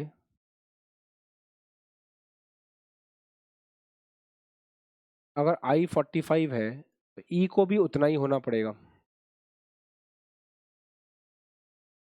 ये 30 डिग्री तो फिर ये भी 30 डिग्री होगा। सर ये कैसे बोल पाते हो आप, अरे बड़े आराम से, मैं वहाँ एक्सप्लेन नहीं कर पाया था, अभी कर देता हूँ। वहाँ रह गया, मुझे लगा आप समझ जाओगे डायरेक्टली। देखो ये ऐसे है,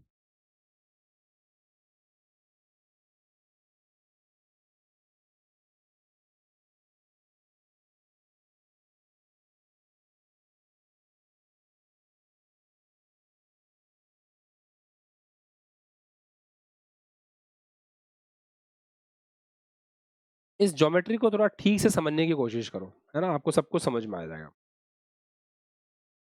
ये कंप्लीट जो है ये आपका हो जाएगा, ये 60 डिग्री है ना, इसको अपन अगर एक बार के लिए R1 बोल दें तो ये हो जाएगा 60 माइनस R1। ठीक है, तो 60 माइनस R1, R1 दे रखा था 30 डिग्री अपन को, ठीक है फाइन। तो ये हो जाएगा 60 माइनस R2। अब शीशा में कोण लगा करके कैलकुलेट भी करोगे तो वही आंसर आ जाएगा ना, ज्योमेट्री के अकॉर्डिंग तो वही आ जाएगा सेम, मतलब नहीं है कुछ फालतू टाइम वेस्ट करने का। अब पुराने तरीके से कैलकुलेट भी करोगे तो आपके पास वही आ जाएगा सेम। डेल्टा मिनिमम पे इस एंगल के 45 होने के कारण ऑटोमेटिकली वो वही चीज़ निकल करके आ जाएगी, कोई मतलब नहीं टाइम वेस्ट करने का। अब ज्योमेट्री से भी निकालोगे तो सेम ही आएगा। ठीक है, डेल्टा मिनिमम निकाल के छोड़ दें, आई प्लस ई माइनस ए या 2i माइनस ए, डायरेक्ट इससे निकाल लो। तो कितना आ रहा है, आई कितना है 45, 45 का डबल 90, 90 में से ये कितना है 60, तो ये आ गया 30 degree. This is your answer. Done everyone, clear, सबका सेम आया था क्या। अच्छा अब एक अच्छा सवाल देता हूँ, मस्त, करो।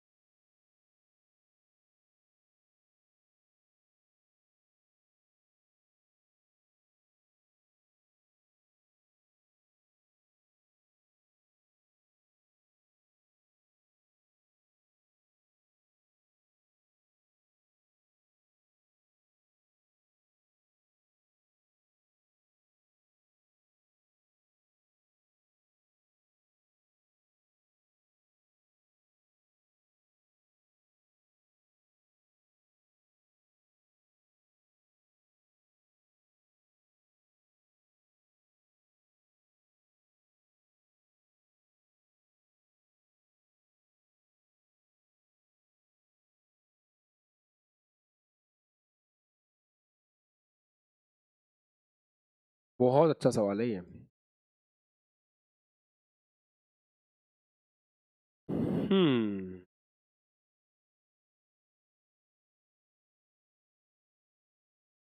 मस्त सवाल। सवाल समझे।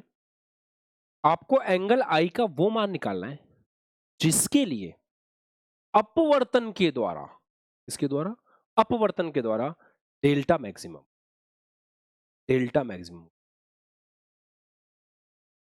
Delta maximum.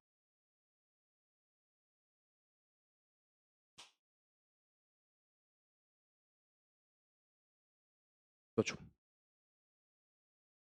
सोचो, बुद्धि चलाओ।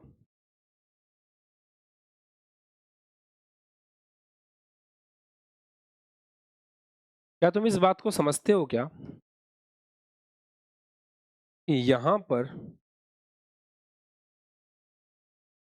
आई की कौन सी वैल्यू के लिए डेल्टा मैक्सिमम होगा?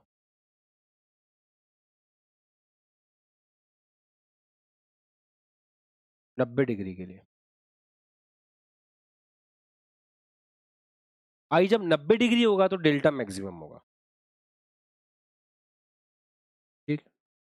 आई 90 डिग्री होगा तो डेल्टा मैक्सिमम। पर हम थोड़ा सा, अब करना है इस सवाल, अब करना, ठीक है, आप करना, फिर हम आपको बताएंगे कैसे आगे बढ़ना। पहले आप लोग करना, सेल्फ ट्राई करना है सवाल को। अब क्लास का टाइम भी हो गया, कल डिस्कस करेंगे सेम क्वेश्चन, बढ़िया से ट्राई। ठीक है, नो कमेंट्स।